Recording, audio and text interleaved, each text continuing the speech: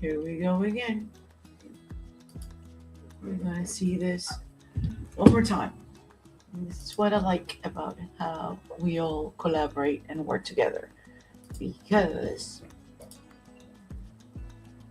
it's just amazing, right? Tricks with trade. Let's take a look at this.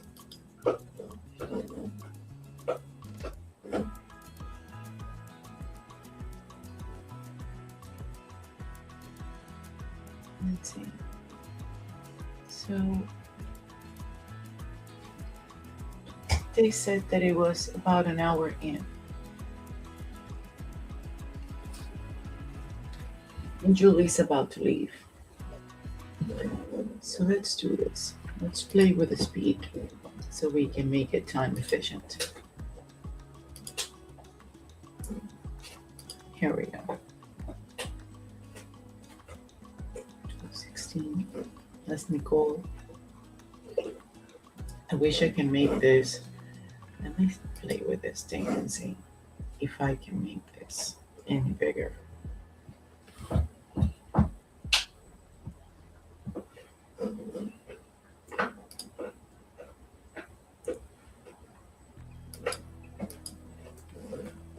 Yeah, I can't. Okay. It's good enough. Come on. There's bullheaded Kevin Albert back there. You know, and the other day I was watching this from the beginning again, and I noticed people that I hadn't seen before. Like every time that I take a look at this, I find somebody new. It's just amazing. Come on.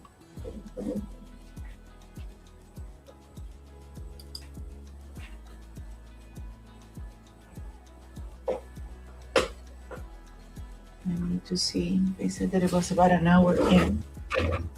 So that means band guy. There's Julie Albert leaving. She just left. Everybody looked at the door. Want to see that again?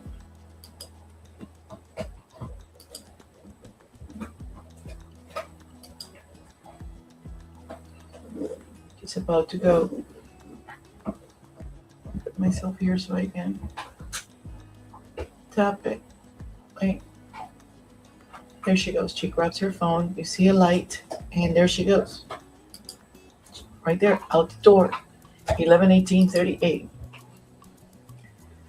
Higgins looks at the door, keeps talking to Nicole, Brian, and John. John positioned himself next to Brian Albert the minute that he noticed that Kevin Albert was here.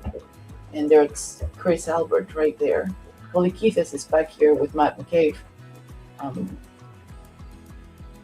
And Jen is entertained with Karen and Karina. Now, I know where John is, so I'm not paying so much attention to him. I know Matt McCabe is in this corner. Brian Albert is a little animated. I'm more concerned about the three people that I already know that talked to John last and talked to him last over the phone before he got to 34 Fairview. So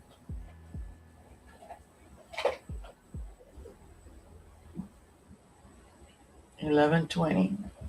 They said that Karen did touch Higgins or acknowledge him at some point, but it was like an hour in. So it's not the same as, you know, she was flirting with him when she came in or whatever. That's a little bit different. Still, I think I've seen that because at some point she sort of like extended the hand. You know, she's very animated with her hands and gestures. So we're gonna sit it out until we see this. It's Chris Albert talking to one of the band guys, and that is Nicole Albert went around and flashes with the phone. So Brian Albert and John are still here, and Higgins is still engaged with them. Chris is here talking to the band guy and the bald guy, which allegedly, I'm assuming, I'm almost sure that is Kevin Albert, based on everything that I have and all the pictures that I have. So, let's see. I'm gonna get up.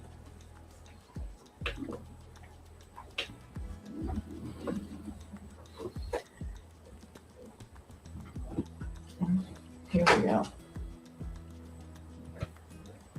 And she's still over here.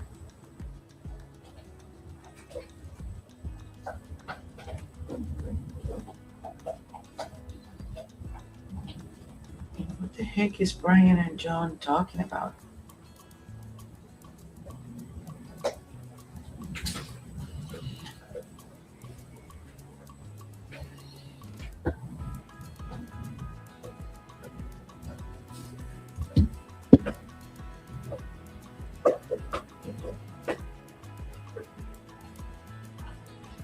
Let's see.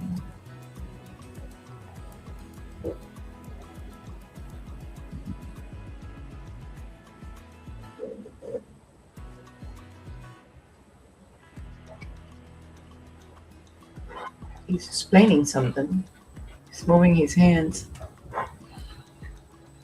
I would give what I don't have to have audio. And hear what they're talking about. See what they're saying. Okay, so lady's coming from behind Mike McCabe and Sir, and they leave. So Kevin Albert is about to leave too. And his buddy.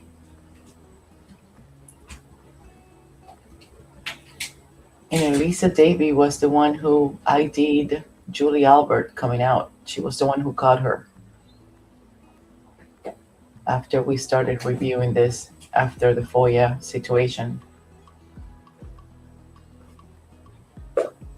She brought it up. Okay, wait. So they're starting to come out. They're starting to move forward. And I see people coming this way. Who is that? Wait. What? Who are you?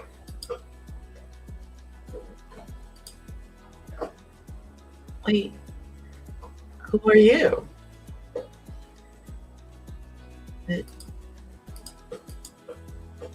Wait. She looks at the camera too. Who are you? Wait. Gotta take a pic. Because this is how we roll.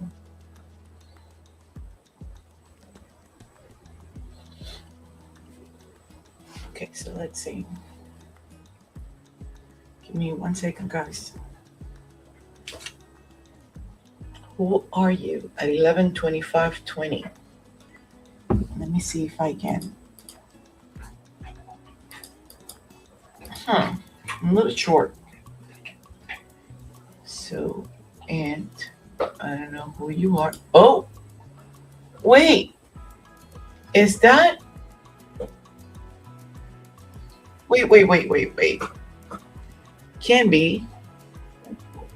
No, it can't be. Don't tell me that we missed these people. Let me see. So it's winter time. People are wearing extra layers of everything. No, that's not her. But this person, looking at the camera too, I just took pictures of him. And he dodges at the camera. Why? Why is everybody looking at the camera and dodging at the camera? Wait. That was interesting. I'm taking pictures as I go. There he is.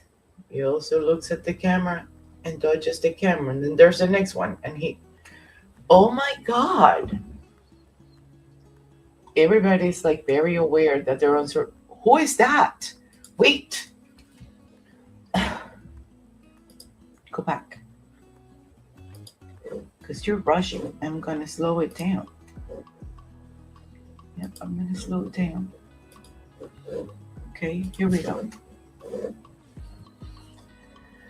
Here we go. Oh my God. And then now here's number 2. 11:25. Also looks at the camera. And then looks, oh, and then this guy too. Oh my God. And then I want to see who you are. This is the next one. Come on, lady.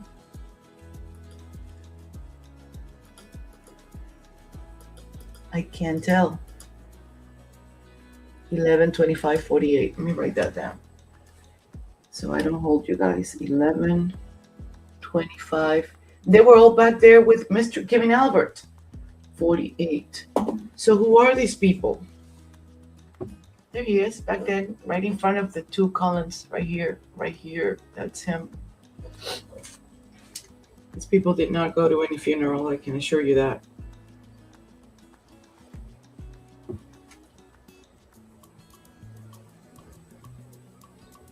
Well, that's interesting.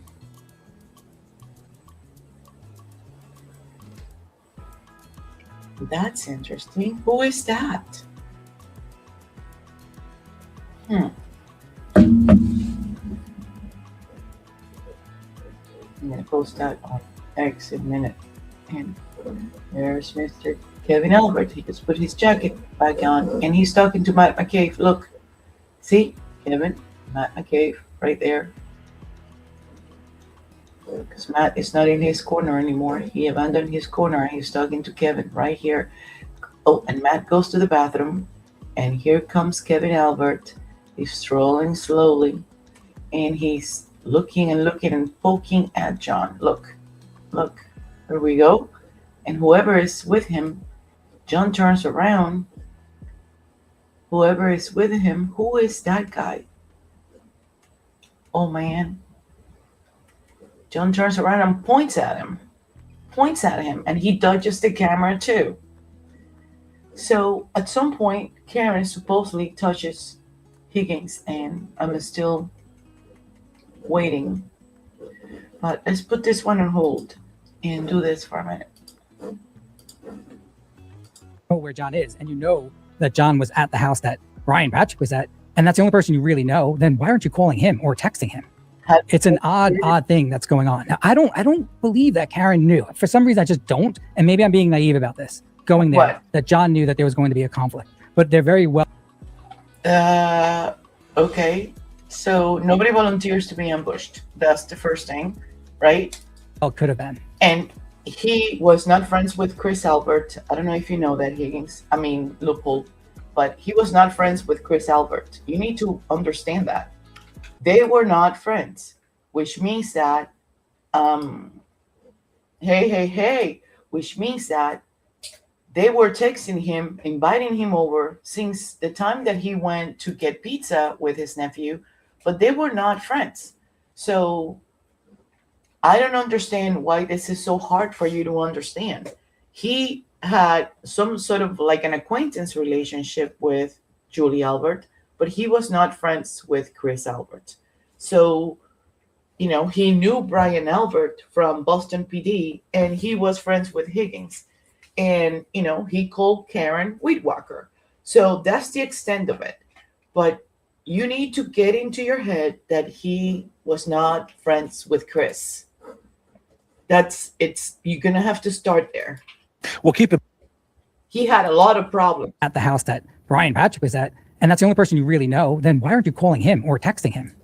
It's an odd thing that's going on. Now, I don't. She didn't. You realize that Karen, there was one of the phones that she wiped it off right before she turned it in. You realize that, right? And we don't have her extraction. And we don't have Brian Higgins' extraction either. I don't believe that Karen knew. For some reason, I just don't. And maybe I'm being naive about this. Going there, that John knew that there was going to be a conflict. But there very well could have been. Well, keep in mind, right? I don't think she did know. So now to push some pushback on the point that I was making is because that when she called Jenna, she said, I don't remember anything. I just remember dropping him off at the waterfall. That was the first initial thing. And see, Jen lied on the stand. She fucked up because she actually admitted she seen John get out the car. And then right? And and said that Karen said to drive to 34 Fairview and all these different things. So, but this is what happened. She told her niece or whatever, John's niece, to call Jen and said, I don't remember anything. And this is where Jen lied. Jen says, let me hang up with you and let me call Chris and see if. Yes, that is so critical, because at that point, Karen had just woken up. She was hysterical. She woke up Kaylee. John had not gone to the house. And the first thing she notices is that she remembers that they were with Jen and Matt and all of them. So she's trying to call Jen McCabe, but she realizes she doesn't have Jen McCabe's number. So she wakes up Kaylee, right? So Kaylee, because Jen McCabe is Kaylee's coach. Are you listening? Following? So Kaylee calls Jen, and that's when Jen starts turning everything around. Spends 2 minutes with Karen and Kaylee on the phone, and after that, hangs up and calls who? Julie Albert. When she calls Julie Albert at 4:55 in the morning, right? Julie Albert later on testifies that when Jen called her at 4:55, that's how she learned that John had died. Not that John was dead, that John had died. But then they start making a different story in regards to this phone call. Well, I never picked up the call. Well, it wasn't a voicemail. Well, whatever. But the fact that she said that at 4:55 in the morning when Jen called, that's how she learned that John died. It's critical because it had been 2 minutes after Karen first called Jen. They had not gotten together yet. They had not gone to find him. And Julie already knew that John had died just by Jen calling at 4:55 in the morning. And why was that the first call that Jen placed? Why? Ask yourself why. If supposedly Julie Albert was not at 34 Fairview, like you both say, right? Why call Julie Albert? Why not call Chris directly? Right? He walked home with Chris. But you know that's a goddamn lie because you were It is a goddamn lie. just watching him a couple hours before in the truck right in the front, and you were texting him, pulling back at me, and you was the last one talking to him. So why did you call Julie to see if he walked home with Chris? That was at 4:55. Julie claims that phone call was missed, right? And so then she says, okay, Matt sprung up out of bed and said, what are you talking about, baby? This is her testifying. She never walked home with Chris. We seen, right? Them at the house. Now she spins Karen out. So I think that phone call to Julie, if you ask me, someone had to find that body from 11 o'clock from 11:45 to 7. Julie Albert was the designated donut finder. She was the one who was assigned to go to 34 Fairview and find John McKeith on the lawn. Okay, I'm going to note my objection. But let me let this play in while I do this.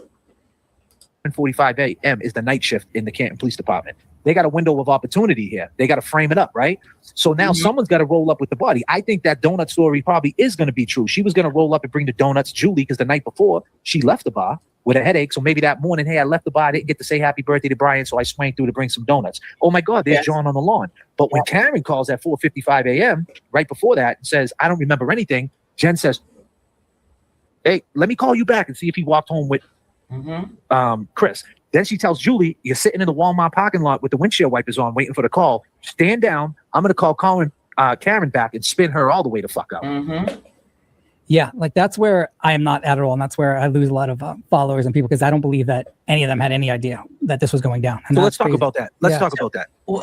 Yeah, so if you want to talk about my theory is that none of them knew except for Brian. Okay, so let's give him the benefit of the doubt because we need to be practical about this, right? And we have to be objective. So he's got a point when it comes to if you're talking about none of them knew that this was going down, okay, we're going to go with that. But when you're talking about none of them, are you talking about Jen, Chris, Brian Albert, Nicole Albert, Kayleen Albert, Kevin Albert, Brian Higgins, Matt McCabe, Karina Colikithas, Mr. Colikithas, Karen Reed, and John O'Keefe?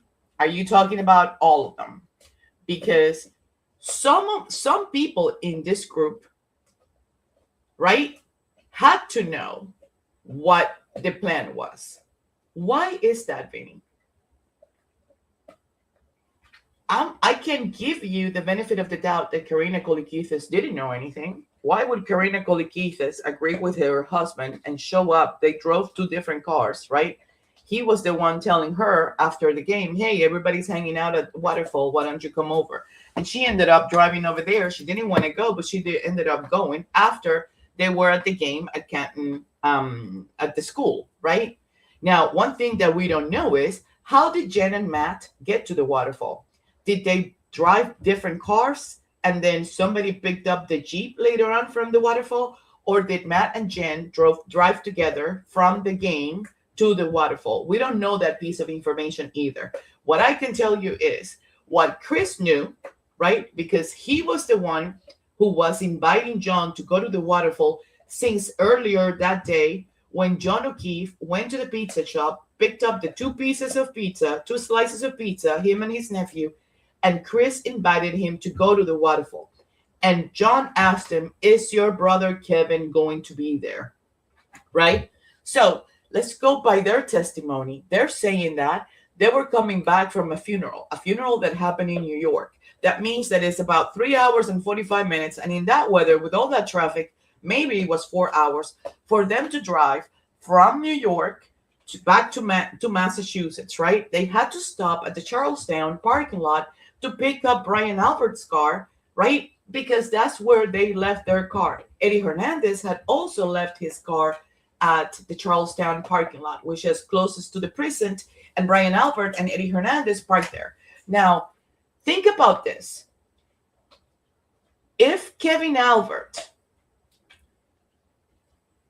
also drove with Brian Albert, Brian Higgins, and Eddie Hernandez from that funeral in New York and went to the Charlestown parking lot to pick up the cars, why would Kevin Albert choose to ride with Brian Higgins and not his brother back to Canton? Right? Because if you remember, right, Higgins didn't live in Canton anymore by the 28th of January. Supposedly, right? He said he had sold that house, that he had already gotten out of that house, right? Supposedly. Because there's also a possibility that he still had access to that house, right? Given the proximities and how close he was to everything he did that night, going from 34 Fairview to Canton PD, to moving the cars, to going back, to showing up back at the house at 7 o'clock in the morning, right? Because there was a blizzard coming, right? It was snowing, right?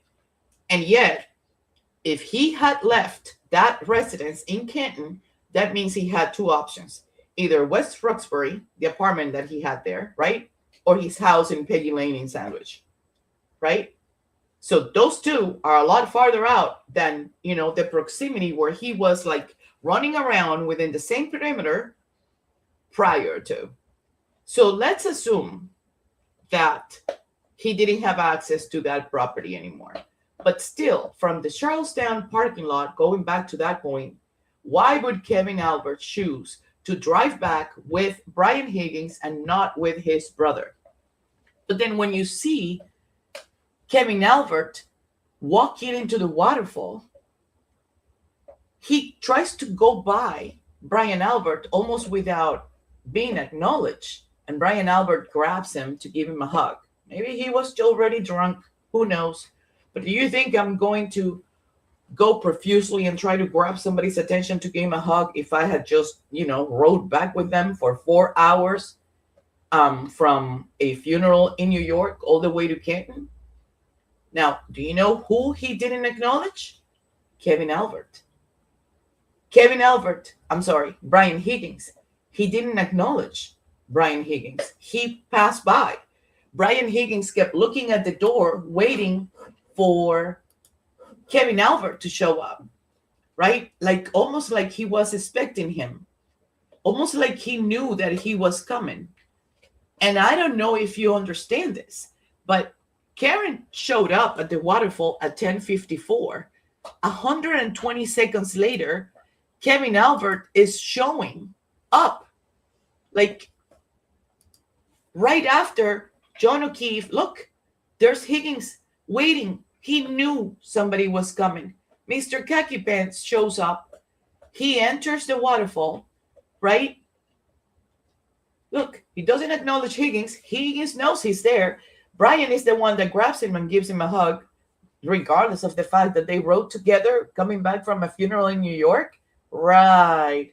And he's nodding his head and whatever, but he keeps going to the back and almost goes, nobody sees him. He takes his jacket off. Look at Higgins. Higgins approaches Brian Albert and like girls, like whispering to each other. And nobody even notices that he's been there that long because he takes the jacket off. And when he takes his jacket off, he disguises himself with his flannel shirt that looks like it could be anybody else, right? Look at the damn, look, he's taking the jacket off.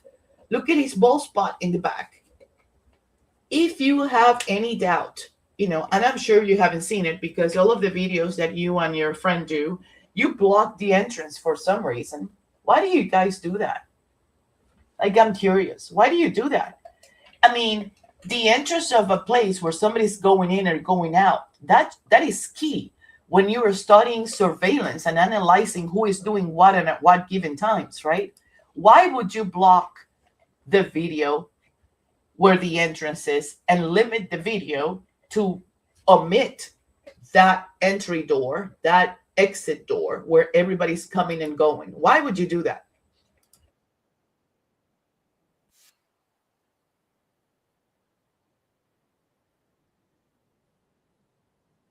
Actually reads a text from Brian Patrick. I don't have any evidence that he's in the house. I really do believe that it took place on the right side of the house, in back of all the cars that are blocking everyone's view, and these guys were talking. There's movement on John's phone at 12:32. There's only 36 steps. I don't know if those are real steps or just dragging John's body, whatever it may be. But the kill time has got to be anywhere in between 12:26 and 12:32. No, actually, you're wrong. You know why you're wrong? You're wrong. Decorator dude. Do you know why? Because at 12:24:37, there is a vertical movement that is noted on both Jessica Hyde's and Ian Whiffing's report that John took one last step. His health data, the whole situation shows that there was one step vertically, the last step that he took out of those 3 flights of stairs, which stairs cannot be climbed while a car is moving, Lupi. Okay? So at 12:24:37, there is one last step up vertically taken. And at 12:24:38, 1 second later, there's all communication stops. The phone is no longer with John O'Keefe. John loses his phone. That is when everything happens.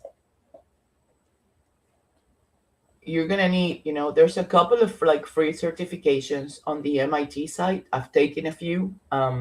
There's some that cost you some and some, but you can afford it. Some that are actually free, and they're all forensic related, digital forensic certifications. You should explore that. I mean, you should, especially when it comes to human-computer interactions. Because in order to be able to talk with some sort of property or conviction or back it up, right, with knowledge that you already previously have, you gotta invest a little, because otherwise you're just going by what the rumor mill is bringing, right? What's out there through the grapevines. You need to invest, or I'll tell you what, pay somebody, pay a consultant, reach out to the schools, reach out to the universities, and get somebody who is an expert in human-computer interaction and share the reports that Ian Whiffing and Jessica Hyde have submitted to the courts. All of them. Submit them all and ask them, how much will you charge me an hour to just, strip this down for me? Because I know you're too busy. You don't have the time to do it. But guess what? I've done it. I've done that. I also called the consultants. I also met with a lot of people. And I took the certification classes too. So, no. And if it happened just real quickly, one punch on the side of the house, then they have to move the body. I would never tell anybody. And it makes sense that no one else saw it either. Now, did you see Jen's actual heart rate detector from her Apple Watch? Mm-hmm. Yes, I did. See, that's... So Karen can see, and thank God that that came up. And Karen couldn't see. Why do you think Karen couldn't see? Because when Karen originally pulled up to 34 Fairview at 12:21:10, she was by the foot of the driveway by the mailbox. But that changed really quickly the minute that John got out of the car and sprint his way into the house and took one specific door, the red door to the right side that led to the garage, right? The threshold, remember? So right after Karen pulled up and John got out, guess who pulled up behind Karen? Ryan Nagel. So Karen was forced to move forward. So that right side of the driveway that you're talking about, absolutely, I agree. But she couldn't have seen squat. You know why? Because she had the high beams of the Ford F-150 brightening behind the Lexus, blocking her view through the rearview mirror. And she had to move forward. It was the right thing to do because the foot of the driveway where the mailbox was the way that people would access from that area, right? The street, all the way towards the house. And she had no idea whether the people behind her, she didn't know whether it was a Ford F-150. She didn't know who it was. She didn't know whether they were picking up. She didn't know whether they were dropping off. She had no clue who was behind her. But do you know what she knew? She couldn't see. She couldn't see behind her. So she pulled forward. And whoever pulled behind her could have very well gotten out of that car, Vinny. Because just like they lied about the ownership of that Ford F-150, they all lied when they all agreed that they were going to say that Juliana Nagel came out of the house. Juliana Nagel, her butt did not move. She did not go anywhere. Ryan Nagel got out of that truck and went inside right after John O'Keefe pulled out of the car. Ryan Nagel was there the entire time. Isn't that something? And he left right after John collapsed. Do you know why I know? Because he left and he saw Karen outside. So did Heather Maxson with her hands in 10 and 2, which means that he must have left before Karen did. Which means that if I saw Karen Reed at 12:29:02 in front of the Kenton Library, Karen had to have left before 12:27. So give or take 12:26 to 12:26, 59 seconds to be able to be seen in front of the Kenton Library on Washington Street at 12:29:02.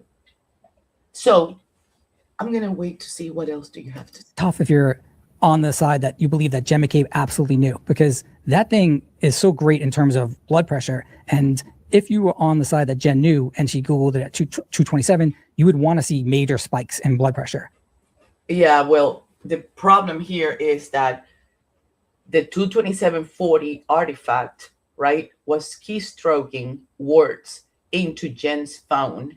But that doesn't mean that it was Jen who actually was searching for putting in those words into that suspended tab, right?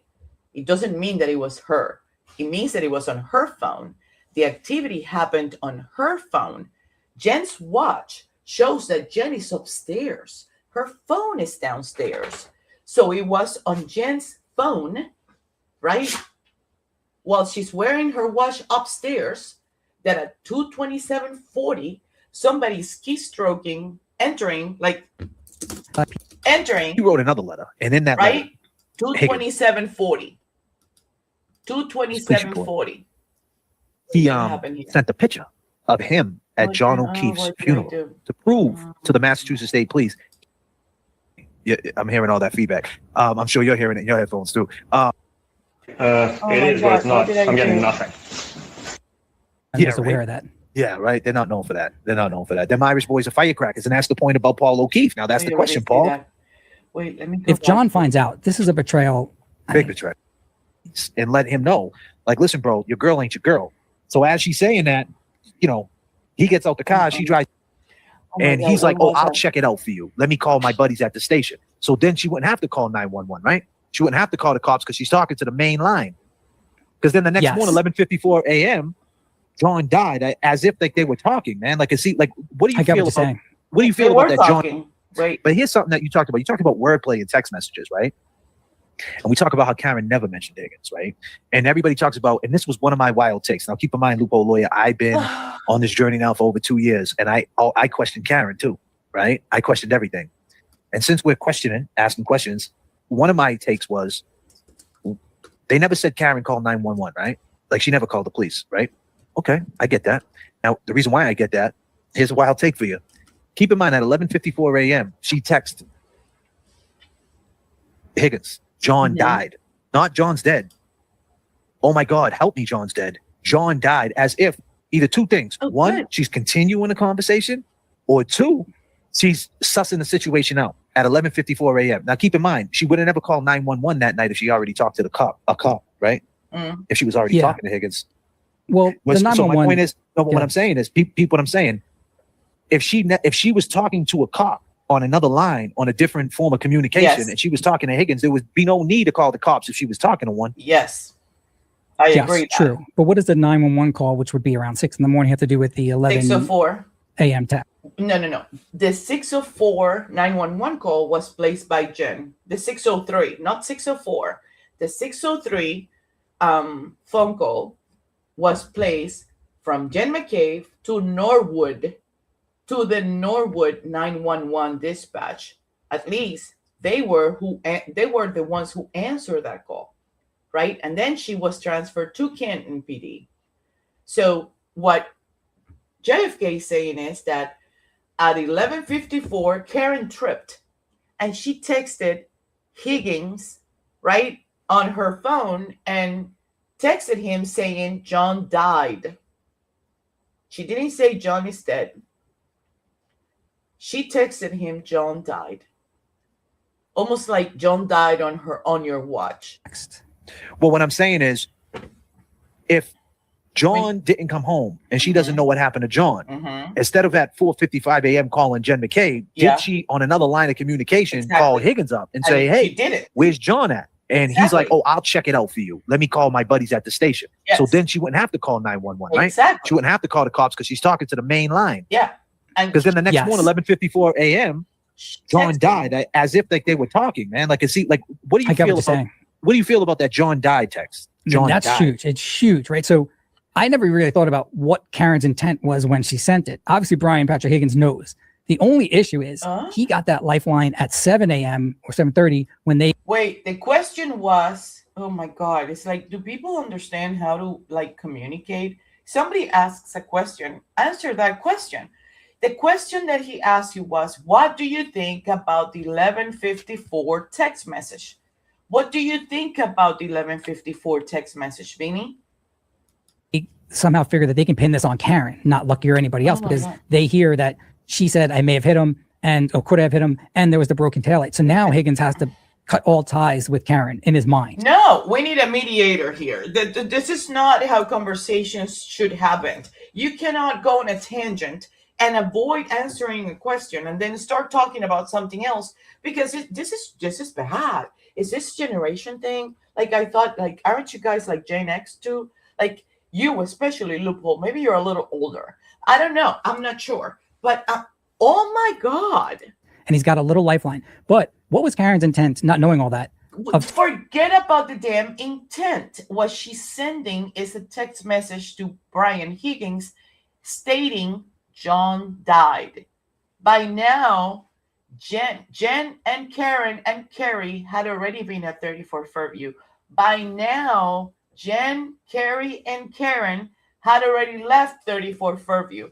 Karen had been taken, right, to Good Samaritan 2 because her parents had called. She had left with Carrie, and then they had Carrie bring her back, and they put her in the back of an ambulance, and took her to Section 12 her at Good Samaritan 2. Karen had, by 11:54, gotten a hold of her phone and texted Higgins immediately after she had a chance. And what she texted him was, John died. Hey, Higgins, John ended up dying. So JFK is asking you, what do you think about Karen texting Higgins, John died? That's the question, Vinny. Telling Brian Patrick, because I believe she's either in that medical hold being held at that time, or it's either right before or right after. But what she already no, she's coming out. She already had her phone. She didn't have her phone. She had her phone. She's coming out of the, oh my God. did she want to elicit from Brian? Was it, are we continuing a conversation from 6 a.m? Are we continuing the conversation that we were having about potentially getting together before all this shit happened? Or am I just telling you naturally? Or John never came home, right? Yeah. John never came home, and now she doesn't know what. Now John never comes home. She's thinking John and Higgins talked. Exactly. Well, she's thinking she's in the shit. She's thinking she's in the shit house. She's thinking Higgins is showing her the phone conversations. So now what does she do? She calls Higgins up on another line and says, "Hey, where's John? Never came home." And he's like, "Hey, I don't even know. I left. I don't know what happened." And now she's frantic. Oh my God! And then maybe when she said he got hit by a plow, was she talking about his plow? No, Jen told Karen. Jen was the one who told Karen, because that was what the plan was going to be. That they were going to say that John died because he was hit by a plow, right? That's what the plan was going to be. It was Jen who put in her mind that, and we're gonna come here. We're gonna come here because she's the one that says that Karen called her and she started calling every single hospital, right?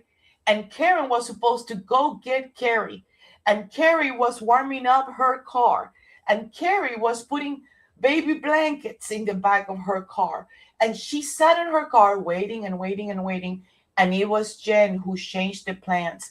And Karen ended up not going to Carrie's house. She ended up going to Jen's house. Jen had already told Karen that he potentially got hit by a plow. And that was disturbing. Imagine if you are Karen Reed and you wake up at 4 o'clock in the morning, and the only thing that you remember is that you were with Jen McCabe, Matt McCabe, and all of them at the waterfall, and you don't have Jen McCabe's number. You get up, you wake up Kaylee, because you know that Jen is Kaylee's coach, and Kaylee has Jen's number to be able to get a hold of Jen and get some information. Because one, what did Karen know? She's driving the Lexus, right? Her drunk cop boyfriend told her she's in better conditions to drive that Lexus than he was.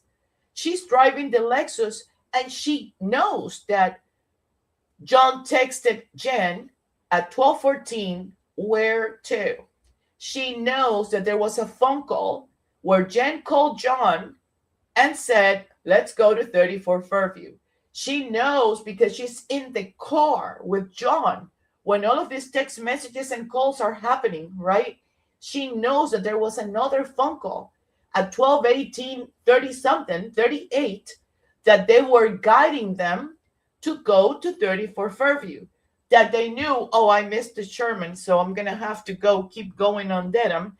And they missed the left on Cedar Crest.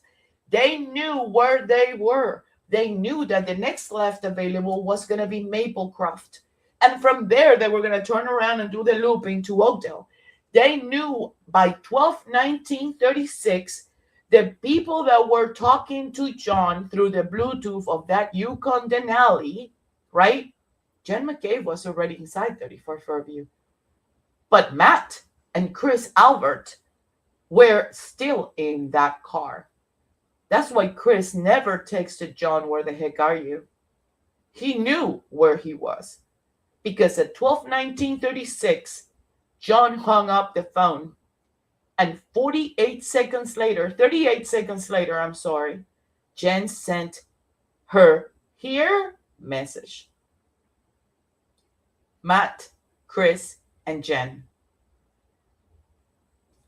Karen knew that he was communicating with Jen and all of them in the car, and that they were guiding them to 34 Fairview. Karen wanted to talk to Jen because she knew that it was Jen McCabe, Matt McCabe, Chris Alver, and all of them that were the last ones that she saw when she left the waterfall. She had Kaylee call Jen McCabe at 4:53 in the morning, and in less than 2 minutes, Jen hung up that phone like bat out of hell and called Julie Albert. Do not go to 34 Fairview. Do not even dare. Karen just called. I told him that. I told her that. John probably got hit by a plow. I don't know. I'll call you back. And she ran again to talk to Jen again. Karen was talking to Carrie. Carrie was waiting on Karen. Carrie was at 5 o'clock in the morning calling every single hospital, right? Every single hospital. Jen was waiting on Karen. Jen had already changed Karen's plan, right? And instead of going to go to get Carrie, she told Karen to go to Jen's house. So Jen calls Carrie again and tells her, well, Jen, I talked to Jen. John probably got hit by a plow. And that's exactly what Carrie says in this interview. And then Carrie ends up meeting Karen and Jen at Jen's house. And from there, they go where? They go back to John's house. Not to 34 Fairview, to John's house. So you're telling me that Karen didn't want to go to 34 Fairview? Of course she did. Of course you remember. The brainwashing situation was one way. It was from Jen to Karen. She was the one who was brainwashing her, confusing her, in a state of shock as she was, hardly walking up, just gotten up. Who knows whether she continued to drink that morning after she got to One Meadows and was waiting on John to show up, laying down on the couch, and John never came home. Who knows? And Jen took advantage of that, brainwashed the heck out of there, and put in her brain that John could have been hit by a plow. That no, you never, no, whatever. And whatever it is that she wanted to do, because what? Because she already knew what had happened. And she already knew that their plan was to blame it on the plow. And she already knew that, oh shit, now what? Karen just called. Let me call Julie, right? And instead of going straight to 34 Fairview, what does she do? She goes to One Meadows. Have you wondered why was that? Why did she go back to One Meadows? Karen herself says in an interview, why am I going back to 34 to One Meadows? I just came from there. Why? She wanted to go to 34 Fairview. Even if she wasn't sure where 34 Fairview was, because the night before she didn't know where she was going, right? Like they were being guided, and it was John on the phone, it was John on the text, being guided by Jen. She dropped him off. He never came out to give her the thumbs up. She leaves. And by 12:29:02, she's sitting in front of the Canton Library. This is all Jen. I don't think Karen ever thought Brian Patrick would betray the affair code, because they've done it for the past 2 weeks without any issue. John's been at the same bar. In fact, there was another time which they talk about where they're flirting heavily, and she actually had to delete the text. We never got to see them as to whatever the hell they were saying between each other. And obviously they met without any issue. They made out at John's house. Karen was doing this without a care in the world in terms of getting in trouble with John. So I don't. Okay. So yes, to kill time, ST22, because don't forget at 2:27, somebody is searching How Long to Die in the Cold on Jen's phone, right? But if there was a result of How Long to Die in the Cold, if any of us checks how long would have taken for somebody to pass or die in the cold on 1/29/22 if they were exposed to the elements, right? Outside from at 12:30 or at 2:30 or whatever, the result of that search would have given you a time frame of either 45 minutes to 90 minutes, give or take. If you do it exactly with the date and the temperatures of Canton, Massachusetts, zip code 02021, What were the temperatures that day? Exactly at this time, if somebody is exposed to the elements, how long would it have taken for somebody to die from the cold? It would have given you a time frame, a parameter, anywhere between 45 minutes to 90 minutes. Now, at 12:31, Jen is showing that she's on her watch and looks like she's setting either an alert or some sort of like a reminder, something on her phone, because her watch stops doing anything at 2:31. It doesn't do anything else after 2:31. It's almost like she goes take a nap or something. Her watch is upstairs. Her phone is downstairs. They're not married. They're not together. The phone is upstairs. The phone is downstairs. Her watch is upstairs.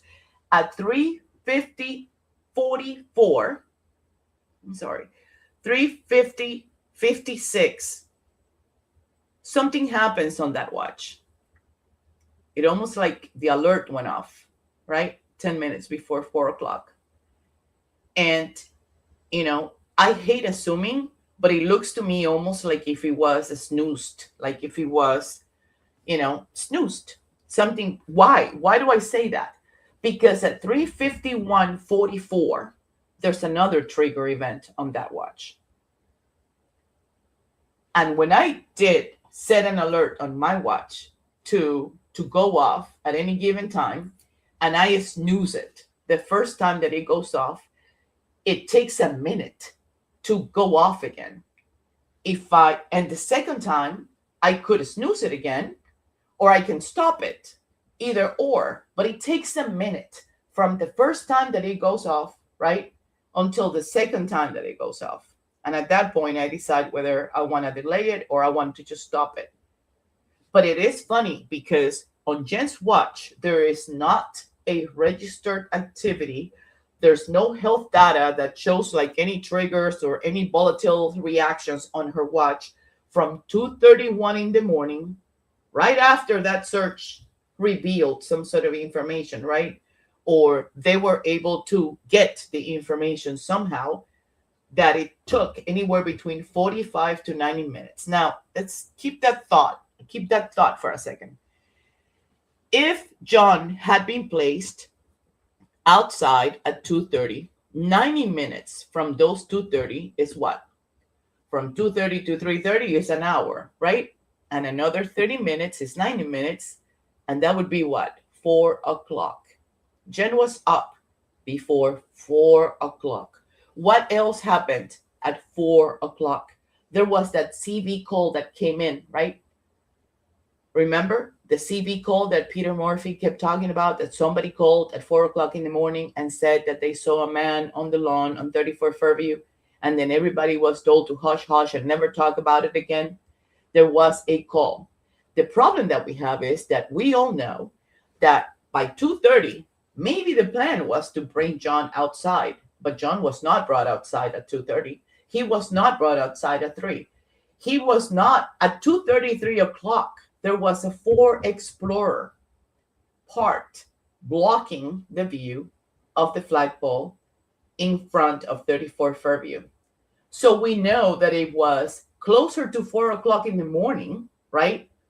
That 4 o'clock, 3:55, 3:45, 4 o'clock, 4:15, when John was brought outside.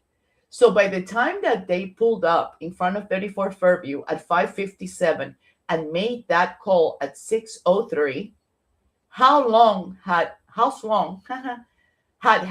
gone by since 4 o'clock in the morning? Jen knew she needed at least 90 minutes for House Long to die in the cold. And I'm not saying that John had not already passed.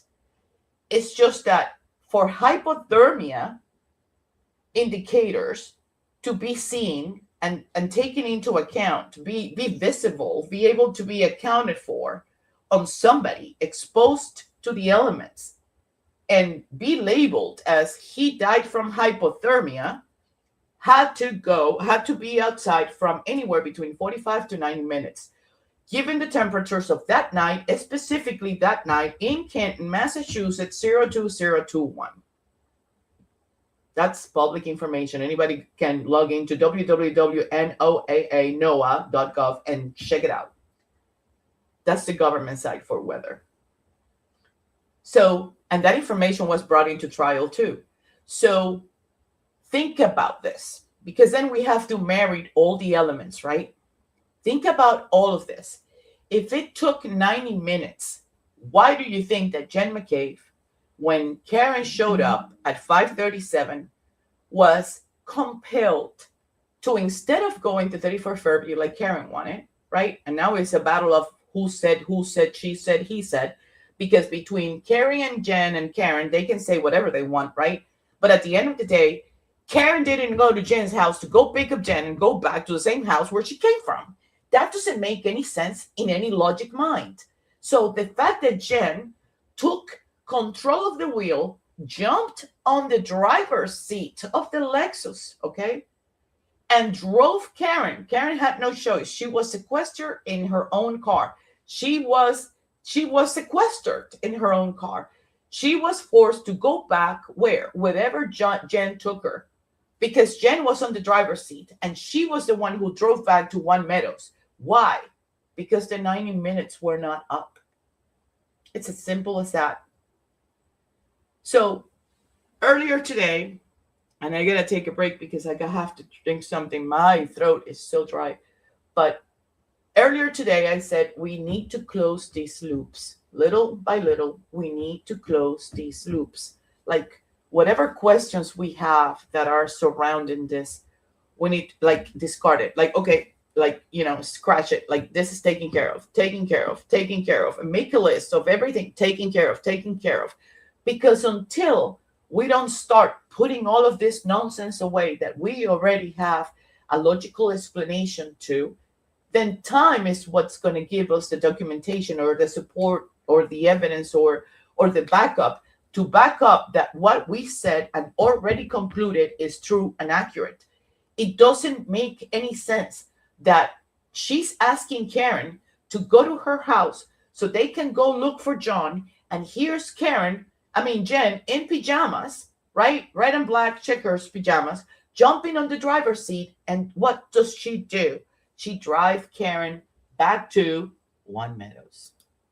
Explain that one to me. I don't think that she was talking to Higgins, but do you know who Emily C is from all this stuff? Yeah, I know. Emily. Yeah, so when I first met Emily, she didn't want me to say that, but I think I've said it before, that they were questioning why the fuck Karen was not screaming, go to that fucking house. I was just there a few hours earlier. How do you know check out everyone in the house? But how do you know she wasn't?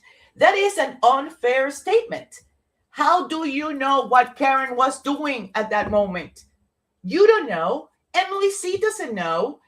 Samantha doesn't know. I don't know. We weren't there. But a practical logic sequence, like conclusion, is that anybody who had been on her shoes, that's exactly what she was doing.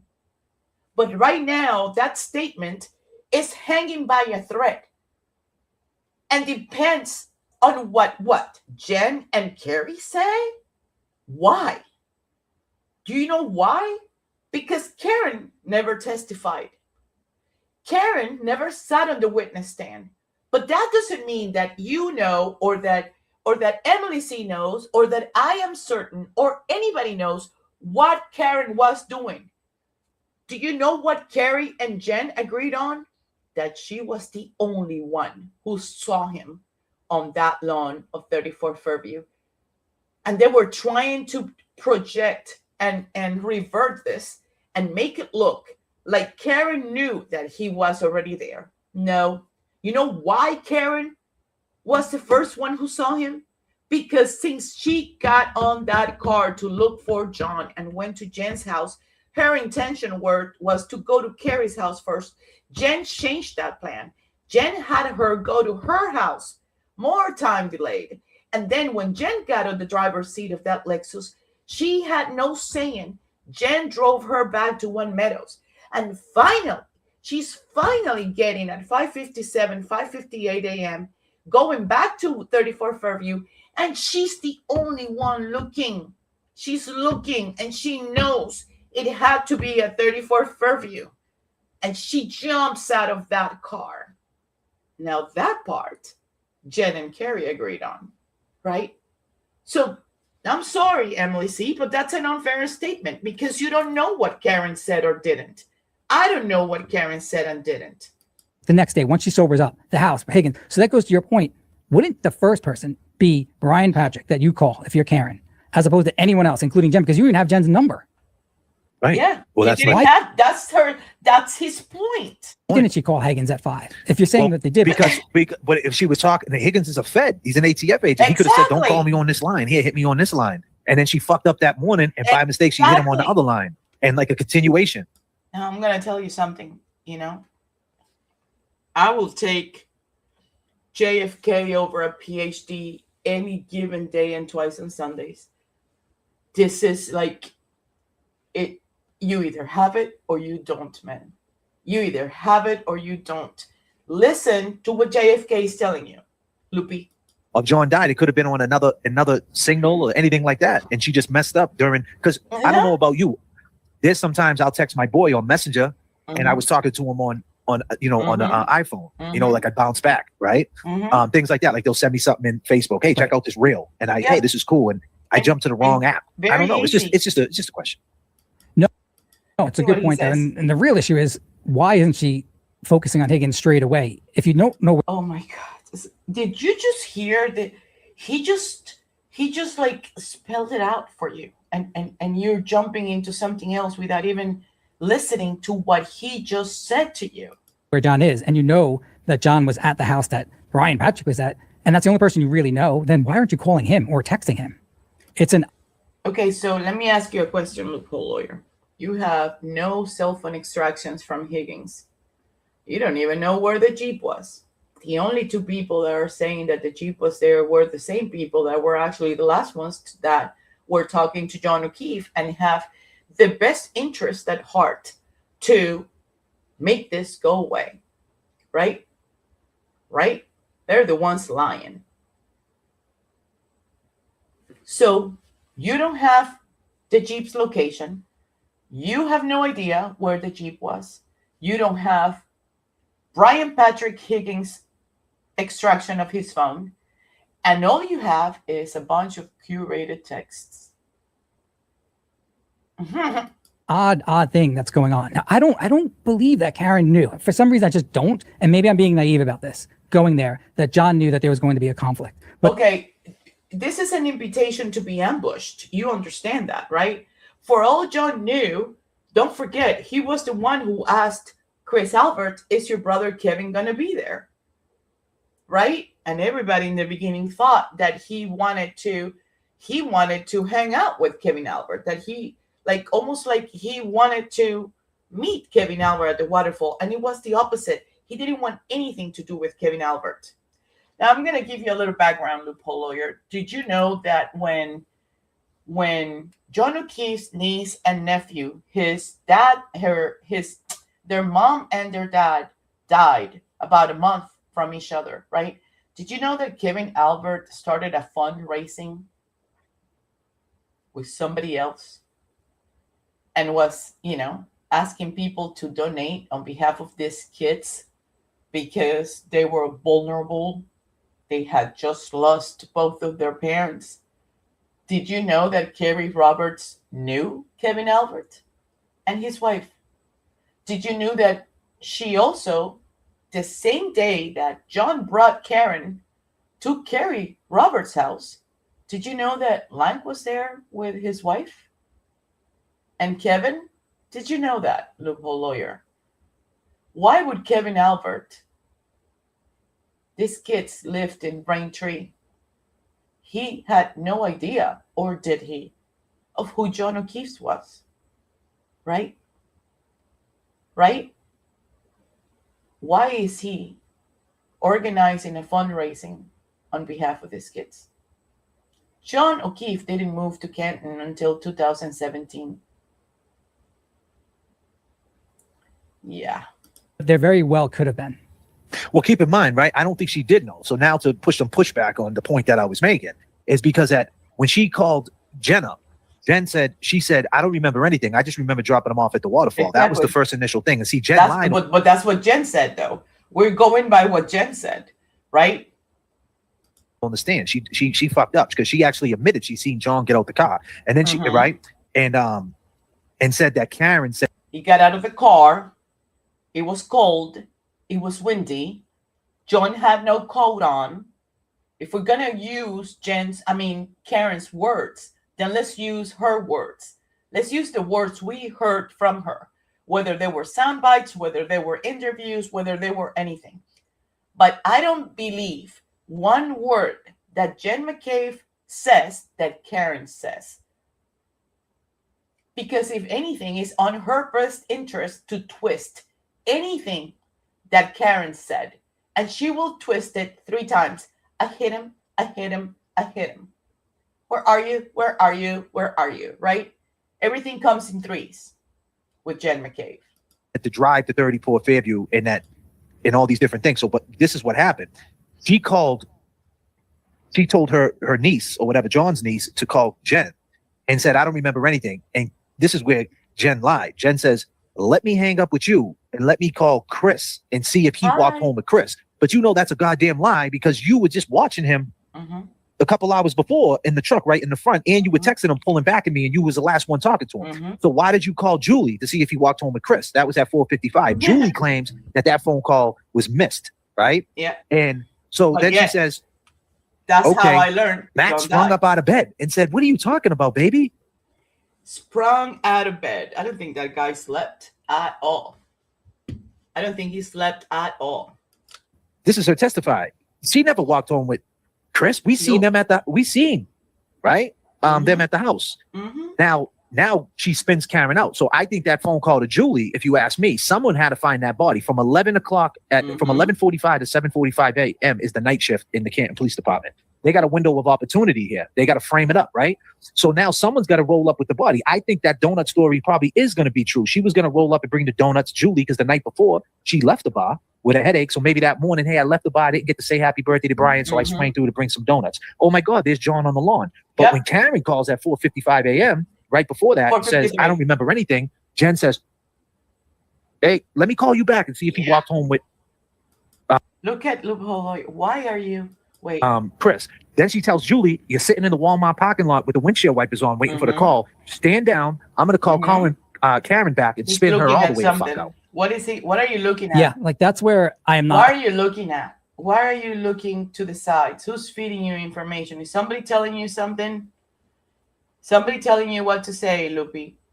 At all, and that's where I lose a lot of followers and people because I don't believe that any of them had any idea that this was going down. And so let's talk about that. Let's talk about that. Yeah, so if you want to talk about my theories that none of them knew except for Brian, Patrick Higgins, and or maybe back to the thing that he wants to pitch. Look at JFK. He's like laughing his ass off. You go back to what you want to pitch. So let me ask you a question. I mean, is there like a selective listening situation here? Can you listen to what he's saying? Brian Albert. So if you're committing a murder, and to get back to where we were at 12:25, John actually reads the text from Brian Patrick. I don't have any evidence that he's in the house. I really do believe that it took place on the right side of the house, in back of all the cars that are blocking everyone's view. And these guys were talking. There's movement on John's phone at 12:32. There's only 36. Yeah, that's when. But before that movement, there was a 12:29:44 phone call from Jen McCabe because they didn't know where the damn phone was. Don't forget, by 12:24:38, that phone was not on John O'Keefe. John did not have that phone anymore. He had already collapsed by 12:24:38. That phone fell and probably was covering the little sensor on the front of the phone, and the Doppler pocket state was gone. There were 6.8 minutes of inactivity on John's phone, which started at 12:24:38 and until 12:31 after the 12:29:44 phone call. When that phone call came in, it was a beacon of light because the phone rang, and that light was what identified where that phone was. And somebody answered that call for 7 seconds. But it wasn't John, Vinny. It wasn't John. The human interaction activity pattern stopped with John O'Keefe with his health data up to 12/24/38. Maybe Whiffing should have done a little certification on human-computer interaction. Cover his behind better. Steps. I don't know if those are real steps or just dragging John's body. Somebody brought the phone outside. And don't forget that there was somebody who was also identified in the geofence at 12:33 making a phone call to Tom Beatty's daughter. Should I spell it out? Whatever it may be.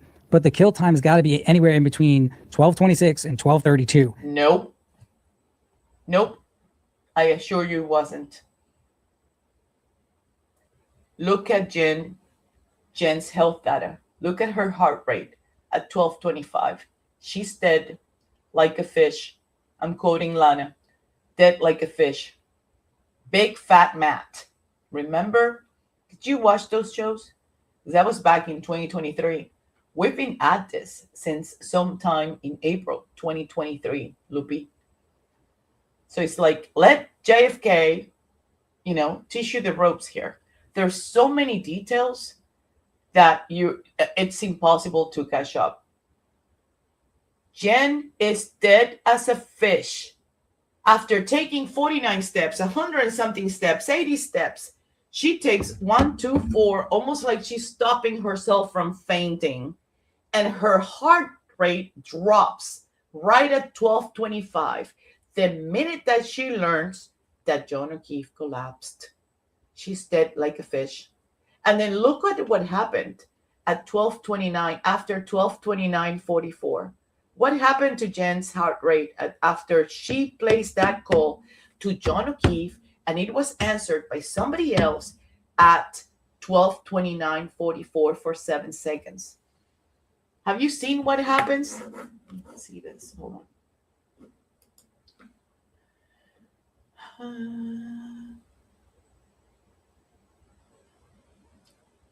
I'm going. Hold on. Trying to get to. Okay. 49 steps Jen takes at 12:18:50 going inside the house. The phone call is still ongoing on the Bluetooth of that Yukon Denali, okay, until 12:19:36. At 12:20:12, she sends a message. Here, right, steps are ongoing on Jen McCabe's watch. At 12:20:37, right, 33 steps she's taking. This is Jen McCabe. Her watch is on idle. Her phone and her watch are not in the same place. I'm talking about Jen McCabe. The red time and the send time of Jen McCabe's text at 12:20:12 are different. Waving shows it like almost like if Jen sent that text at 12:27. No, that's when it was read. That's not when it was sent. If we go back and look at 12:29:44, and we look exclusively at what happened when Jen McCabe called, and that call was answered, and it was closer to 8 seconds, really. Okay. That is on the evidence page number 01 USF 05.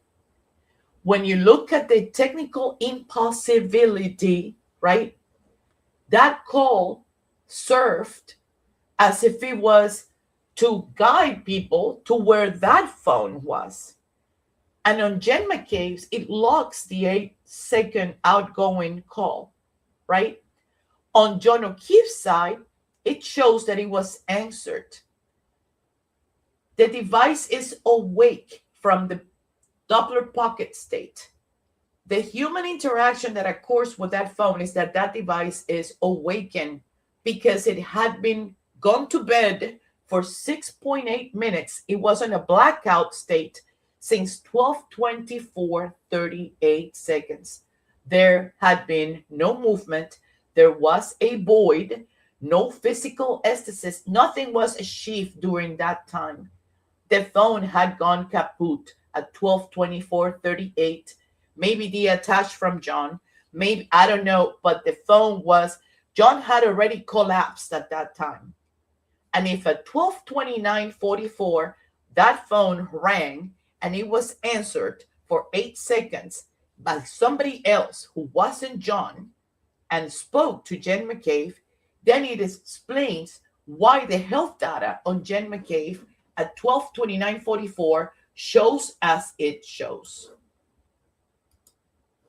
And her heart rate does too. You're going to have to and do if it happened just homework. real quickly, one punch on the side of the house, then they have to move the body. I would never tell anybody. And it makes sense that no one else saw it either. Now, did you see Jen's actual heart rate? No. I'm going to call Karen back and spin her all the way the fuck out. Yeah, like that's where Somebody's I'm not telling Adderall, him and that's where I lose a lot of followers and people, because I don't believe that any of them had any idea that this was going down. And So that's let's talk crazy. about that. Let's talk about that. Yeah, so if you want to talk about my theory, is that none of them knew except for Brian Patrick Higgins and or maybe Brian Albert. So if you're committing a murder, and to get back to where we were at 12:25, John actually reads the text from Brian Patrick. I don't have any evidence that he's in the house. I really do believe that it took place on the right side of the house, in back of all the cars that are blocking everyone's view, and these guys were talking. There's movement on John's phone at 12:32. There's only 36 steps. I don't know if those are real steps or just dragging John's body, whatever it may seconds. be. No. But the kill time's got to be anywhere in between 12:26 and 12:32. Impossible. And if it happened just real quickly, one punch on the side of the house, then they have to move the body. I would never tell anybody, and it makes sense that no one else saw it either. Now, did you see Jen's actual heart rate detector from her Apple Watch? Yes, I did. See, that's tough if you're on the side that you believe that Jen McCabe absolutely knew, because that thing is so great in terms of blood pressure. And yet, if you were on the side that Jen, and yet you have not been able to interpret it or understand it based on what I can see. Knew, and she Googled it at 2:27, you would want to see major. Not her phone. So the artifact occurred on her phone. Spikes in blood pressure from that point. And you just don't see it in her Apple Watch. So not to say on Jen, no, you don't see it. Wait. that it's conclusive either way, but that's a big piece of evidence. Not many of us have a lie detector strapped to our wrists when we're committing a murder or potentially committing a murder. And you do see it spike exactly when she gets to John's body. I mean, it goes from like a heart rate of like 90 beats to like 120, which you would think that you would see. Have you ever performed CPR on anyone in your life? No, I never did. No. Yeah, it's a fucked up situation. I did it one time. This girl, a friend, she had a heart disease to begin with, but in the Hamptons, we all rented a house, and that's what we do on Long Island. And then we woke up and she was literally passed out on the floor. It's something you'll never forget. And if you go through it, it's really, really heart wrenching, even if it's someone that you really care for. It's very, very traumatic. So there's no way you can keep your heart rate steady at any point during that time frame. That's not and she true. does, Jen. So you think? So Jen's health data is on her phone, right? The app is on her phone, but her watch is what is measuring her activities. Everything she does, whatever is triggering, whatever she does, her heart rate, her steps, everything is on the item that she's got on. And what she has on her is the watch, not the phone, because the phone is downstairs. You think the hotline to Diana Cole was at 6:30 a.m.? You don't think it was at that time? Yeah, that's the thing with this type of evidence, especially with computer evidence. It was easily proven that you can do it. And that system that they had to detect it would show up at 6:20 whenever you first open that tab. Nope. That's very easy to prove. No. It doesn't conclusively prove that it wasn't done, but it's so much more likely that she texts that and she Google searched that during the time frame that she was doing all the other searches with relation to that. What about that morning though when she called Nicole and Nicole didn't pick up, but they say it did pick up, and then she deleted them texts? Wouldn't that make her be in on it at that point? And she deleted the text and then it picked up and she's saying she didn't pick up? And then how about the answering machine that you hear on John's there's the crime scene's already done, because if there was any crime tape or there was cops outside, she would have been like, what was going on, right? So now the police already left the death of a Boston police officer by 8:30 in the morning, which is insane, right? They're gone. They left for the day. That whole night shift went home. Yeah. Right? Because like I said, 11:45 to 7:45 a.m. She pulls up and she notices Jen's car on a Saturday in the driveway, who she just missed a phone call at 4:55 a.m. She doesn't think nothing of it. What's she doing here at 8:30 before a blizzard on a Saturday? And she says, no big deal. I got to make the drop. I have to make the drop. Right? So now keep in mind, the door's open now on top of that of this car that she drops the donuts in. And as she's walking down the driveway, Loophole Lawyer, a door opens and he goes, ooh, and it's big bad Brian A. and says, I need to talk to you, Julie. She walks in the house. She notices Maddie M's there. Jen's there. Nicole's there. And of course, your boy, Brian Patrick Higgins, is there. And she goes, what's going on? What the fuck is, I'm just dropping off the donuts, the ritual. And they said something happened to John. And she goes, John who? That's what she testified to. Now the question is, the crime scene's gone, everybody's gone, they're having a powwow. That's mad suspect, 6 donuts. What are we talking about here? But the thing is, if everybody's gone and you got a Boston police officer there and an ATF agent there, just two questions I got. You're telling me they wouldn't have went outside and did their own investigation and look around? 6 donuts. Brian Albert, Nicole Albert, Matt McCabe, Jen McCabe, Julie Albert, Chris Albert. It's not even include Higgins, right? He wasn't included on the hostage video either, right? Higgins is not family. He's just friends. Now let me ask you a question. I just saw a comment from Esther Justice, and she says, why didn't Jen call Chris instead of Julie? How would Julie know if John walked home? She was in bed, right? So if you notice, let's think about this. If the 3 people who were last talking to John at the waterfall were Jen, Matt, and Chris, if the last people that were talking to John on his way to 34 Fairview were Jen, Matt, and Chris, right?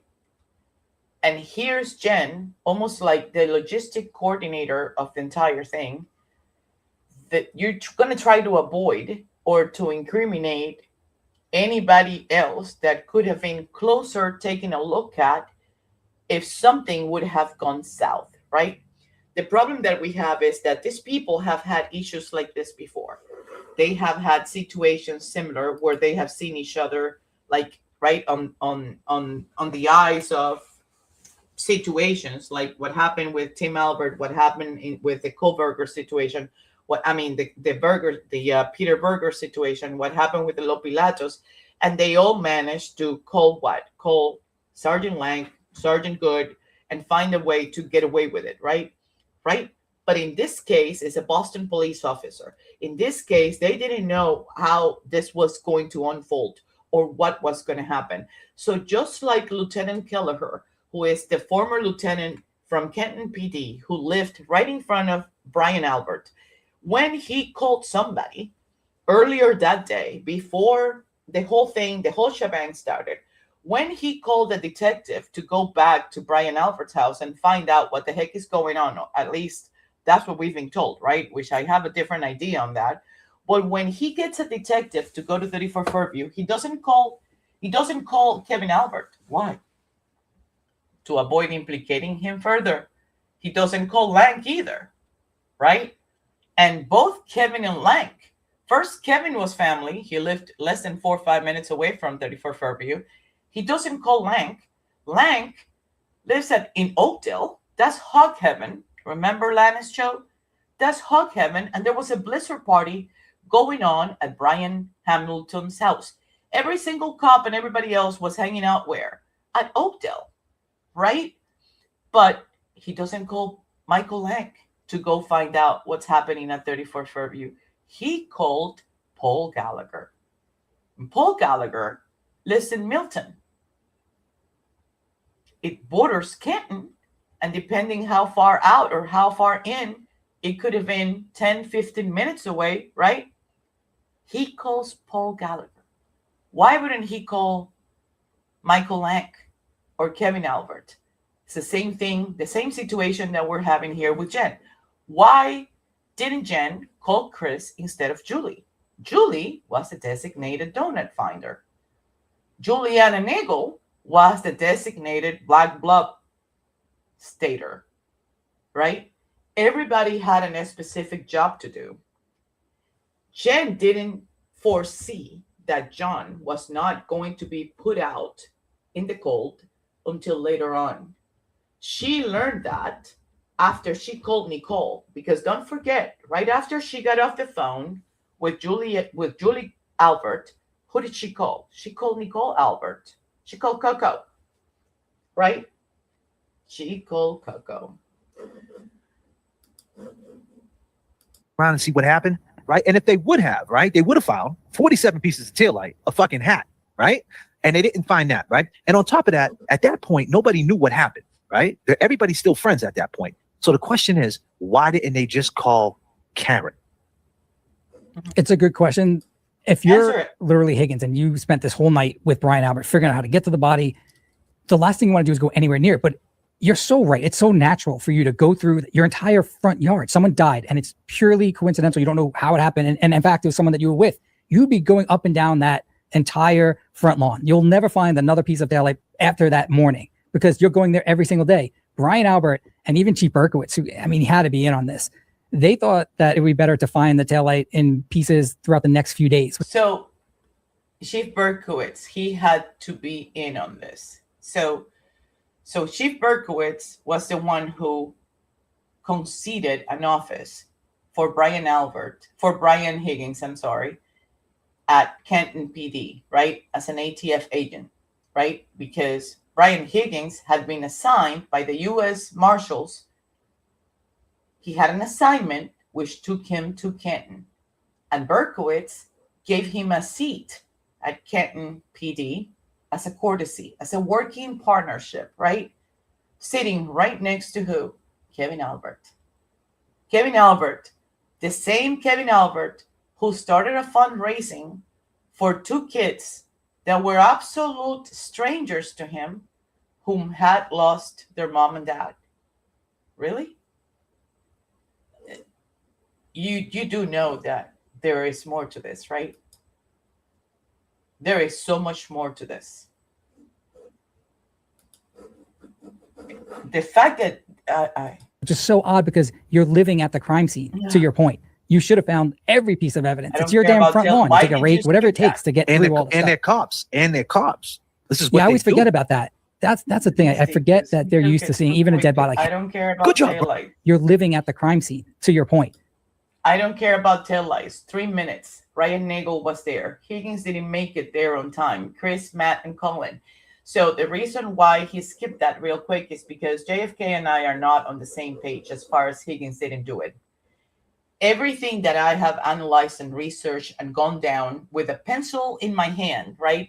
In the bad hand with my cast and everything, and bringing it down to the last second, it is impossible that Higgins made it on time. And I'll show you why. You should have found every piece of evidence. It's your damn front lawn. You take a rake, whatever it takes to get through all the stuff.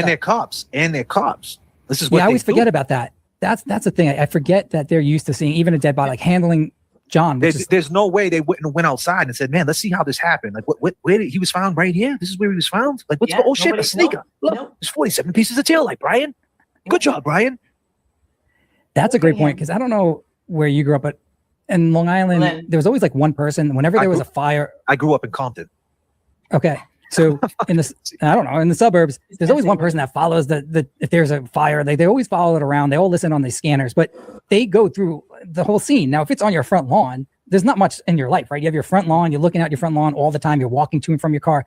You don't think to look on your front lawn as a cop, to your point, even if you weren't a cop, but as a cop. How does that happen? But I think psychologically, Brian Albert had to distance himself from this. I mean, he did, right? He ran from that house. That was a generational house that he sold and left. That's telling. It's huge, right? They sold it to that Asian couple now that lives there. Have you ever been to the house? Yeah, been to the house. Yeah, you want? Have you been in the house? No, I haven't been in the house. No, I haven't been in the house. But yeah, 1,000%, I've been in the house for sure. And I've been up and down the driveway, and it's very small there, my brother. Very small there. Yeah, that's what Samantha said. Look at this. I'll pull this up right now. I'll show you something. This is what you would have seen the night at 34 Fairview from inside the cab of the truck. Right. So we had in a snowstorm, we had someone go out. Oh my God, is there justice? Chris rode with Jen and Matt 234 Fairview. I don't know if you haven't been watching. You're probably busy, but we have talked about this. Chris Albert at 12:13 46, I want to say, walks out of the waterfall. Oh my God. And you see him walking out at that time.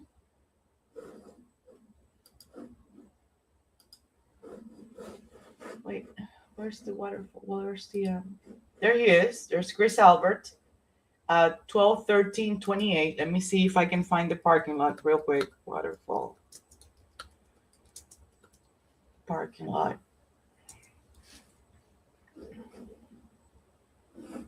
No.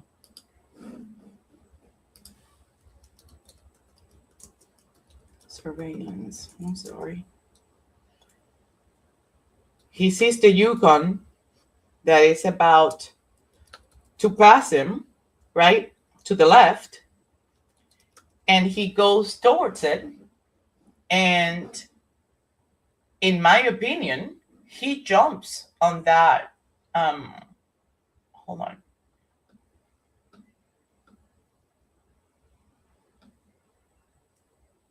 He jumps on that car and he heads to 34 Fairview with Matt and Jen. I'm going to show him to you. Hold on. I need to see where the Yukon is. There it is. Okay, so look at Chris underneath the canopy. Look at Chris coming out. There it is. See? He looks at the Yukon and he goes that way.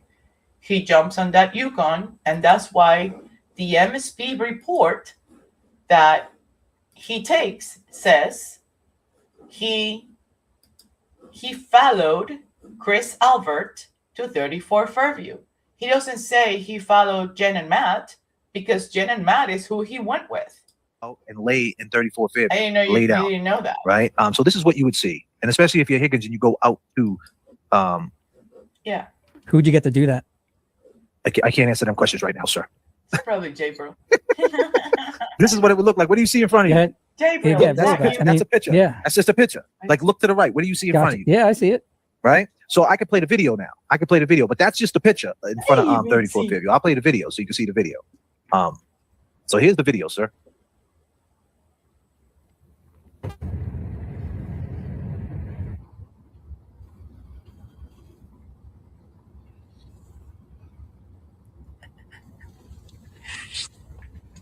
Now this is what Higgins would have seen right there. If Higgins was in this truck, that's what he would have seen right in front of him. That's how close it is. And remember, there's very little snow on the ground at that time. If he's leaving at 12:35, 12:40. What do you see in front of you? Do you see something?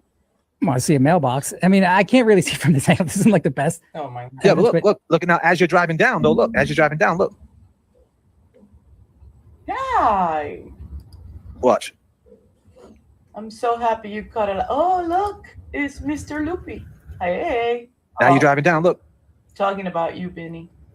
You don't know how to answer that red question. You see? How have you survived? Yeah, no, there's no doubt. If there wasn't even all the physical evidence, meaning John's body didn't have anything that showed that he was in a car accident, everyone would have heard and saw this. They're all looking out the window at this particular time, right? There's no way you're going to miss a car backing up that. Like, I started in the beginning when you and JFK started talking, right? And the first thing you said that Karen acknowledged Higgins when she first walks in and starts flirting with him. And that doesn't happen. That happened an hour in. So I have the Waterfall Bar and Grill here, which it's an hour. If it's an hour, there's a lot of people that you like. I don't understand how you guys missed some of these people, but she taps him with her hand. But that's like an hour after, man. That's not when she comes in. And by then, everybody's drinking, you know.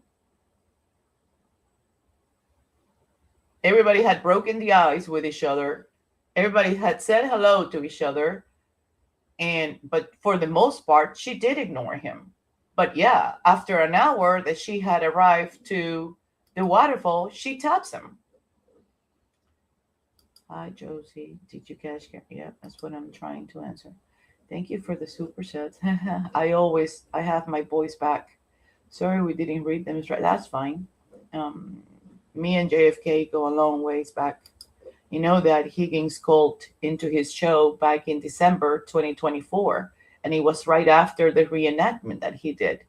JFK would not let it go. He kept banging on Higgins and banging on Higgins and talking about the reenactment video and talking about how tiny that place was. I was asking JFK yesterday to show it to you. It's like, take him to school, show him the actual reenactment, because when JFK and John and James were there, you can tell that the place is like tiny. It's like so tiny. It is impossible that any of these people were not saying something. And maybe if one of them was louder than the other, it's impossible that somebody didn't hear anything. But Julie Albert was there also. Yeah. And she left. Don't forget, she texted John right around 8:40 something. And she told John to, we're already here. We're at the waterfall. Come over. And then by 10:41, she texted John again. And she said, no, I never said that. Okay, which one? You mean to say that? You were right about Julie. Josie, if I said Karen went up to him, wait. Josie, if I said Karen went up to him, then they got there, I misspoke. Okay. And then I have to go back because I really hate saying that somebody said something that didn't. That's just not me. Let's see. 100%. I know she ignored him initially. Yeah. And I wouldn't say ignore him. Like, she went the other way. She has like a classic move. I don't know if you know, but every girl has a classic entry move. Like, we have a move that when we go in, everybody stops. Everybody needs to know we are there. Like, we have to make a stance when we walk into a place. Most people maybe don't have that move. I don't know. Half Latin, half Lebanon, half everything. So everybody stops. When I walk in, everybody notice I'm walking in. I don't walk shy. I'm not afraid. I put my foot down. And, we also did Passarella in Barbizon in New York for 2 summers in a row. So we know how to make an entrance. But what I'm trying to say is Karen had an entrance. She had a move. She, pointed out. And it's like, ho, yo, ho, woo. And sort of like made it fun. And she walked around where Julie was. Don't forget, Julie was the one who was texting John. So she went that way, but John goes straight to Higgins and give him such a big hug. John wasn't friends with Chris, Vinny. I don't know if you know that. John and Chris were not friends. If anything, there was a lot of animosity going on because, the trespassing on his lawn. There are people that are very picky about their lawns. I'm a picky person about my lawn. I don't want anybody putting their foot on, especially after it rains a lot. I don't want any footprints of anything on my good damn lawn. Like, I put winter grass for a reason. And okay, so she ignored him initially. Hold on. Yeah, she was on the bear way before me. What do you mean? Yes, he was onto the bear way before me. Yep. And other cool thing to watch Higgins putting on his hoodie. Yeah.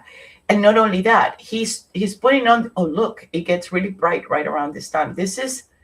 Sometimes I pick the Court Shop one. Sometimes I pick Microdots. Sometimes I pick the Trial Channel one. So depending on what I'm trying to show, I can pick. But see how bright it is? It's like, I wish I could hear. I wish I could hear. But Chris stops him.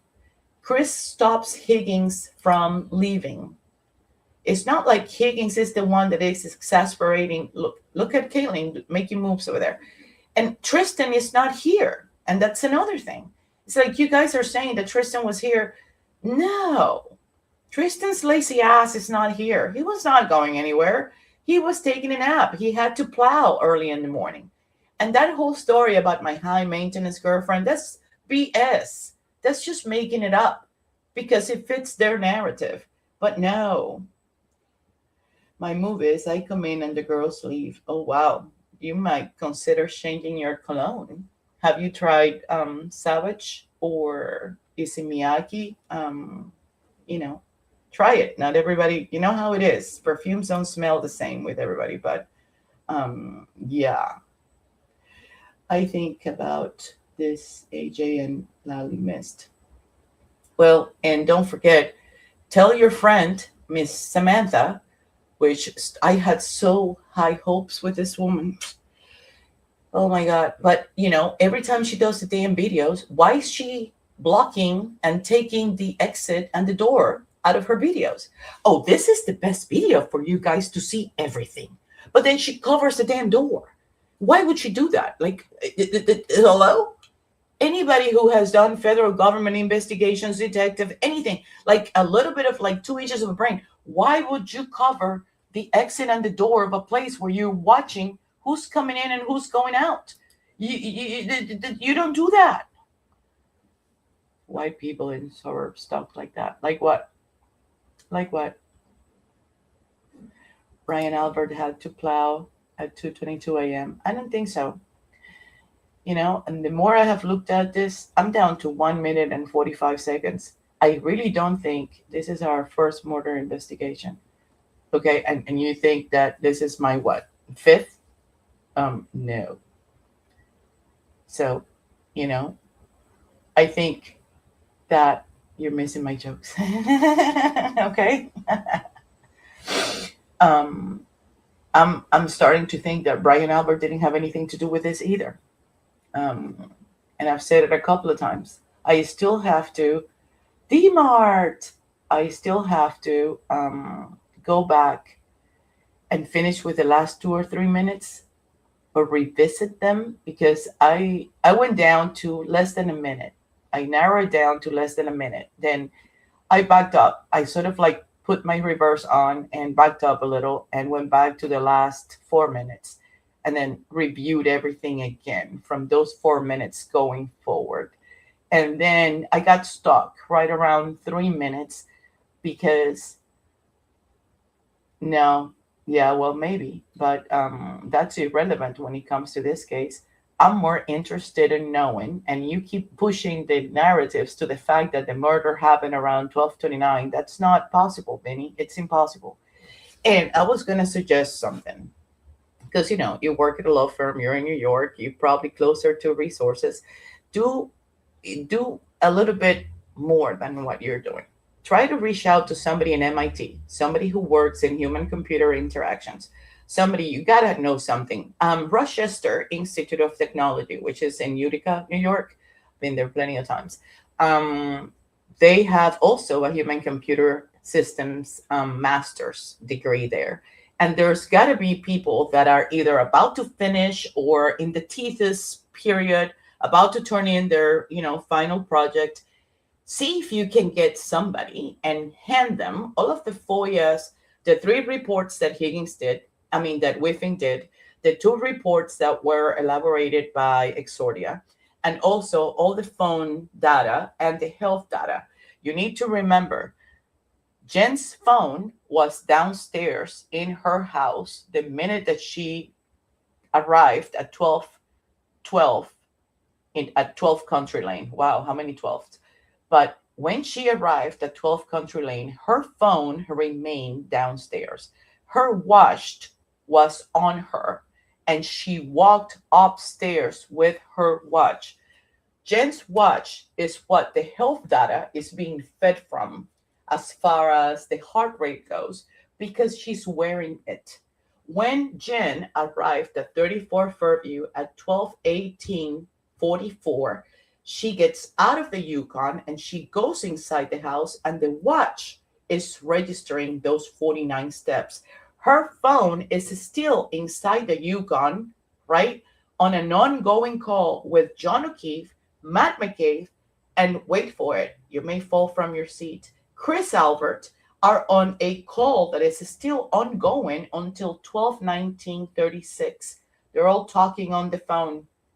38 seconds after that phone call finishes, which Jen is already inside 34 Fairview, 38 seconds after that call ends, then that's when Jen sends a text message at 12:20:12 asking John here. So, there's a lot of nuggets and details. And we were talking about earlier that Kevin Albert actually started a fundraising campaign fund for those kids I don't know if you know that. Before he even knew them. So, yeah, it doesn't make any sense. Why would he do that? But then we're also going to talk about this because you don't remember what happened here. Of 2022, which we all know at this time is that that's the night that John, The 28th. the 28th into the 29th, Yeah. correct. 28th, when John was killed. And why do you got a call from Karen Reed that morning? That morning. Why Yeah. do you think she called you? I don't think she had many people's phone numbers. Thank you. So Carrie Roberts' numbers she had, right? Jen McCabe's number she didn't have. She had to get, what do you call it? Kaylee to call Jen because Jen was Kaylee's coach at that time. So next you will say Chloe fainted from the plow. So she called Carrie, but listen to what Carrie says. She had my number and she had Katie Camerano's number because Katie's son and Patrick, with all the boy things, you know, from baseball and whatever. I think that's why she had Katie's number. Yeah. Katie's daughter's also friends with Kaylee, John's niece. So at some point there probably was an exchange of like, take my number, I'll pick them up, that kind of thing. But I don't think she had a lot of people's numbers. And I don't know why she called me, but my guess is because she had my number. But did you volunteer for this, Carrie? Did you volunteer for this? Yes. Did you volunteer for this after you got the call? Yes. Remember, Hank Brennan? When she called that morning and what do you remember her saying to you? I don't remember the order, but it was the first phone call was either Carrie, The John's first- dead, or listen John. to that, right? The first phone call, because there were more than one phone call. The first phone call was in regards to what? Right?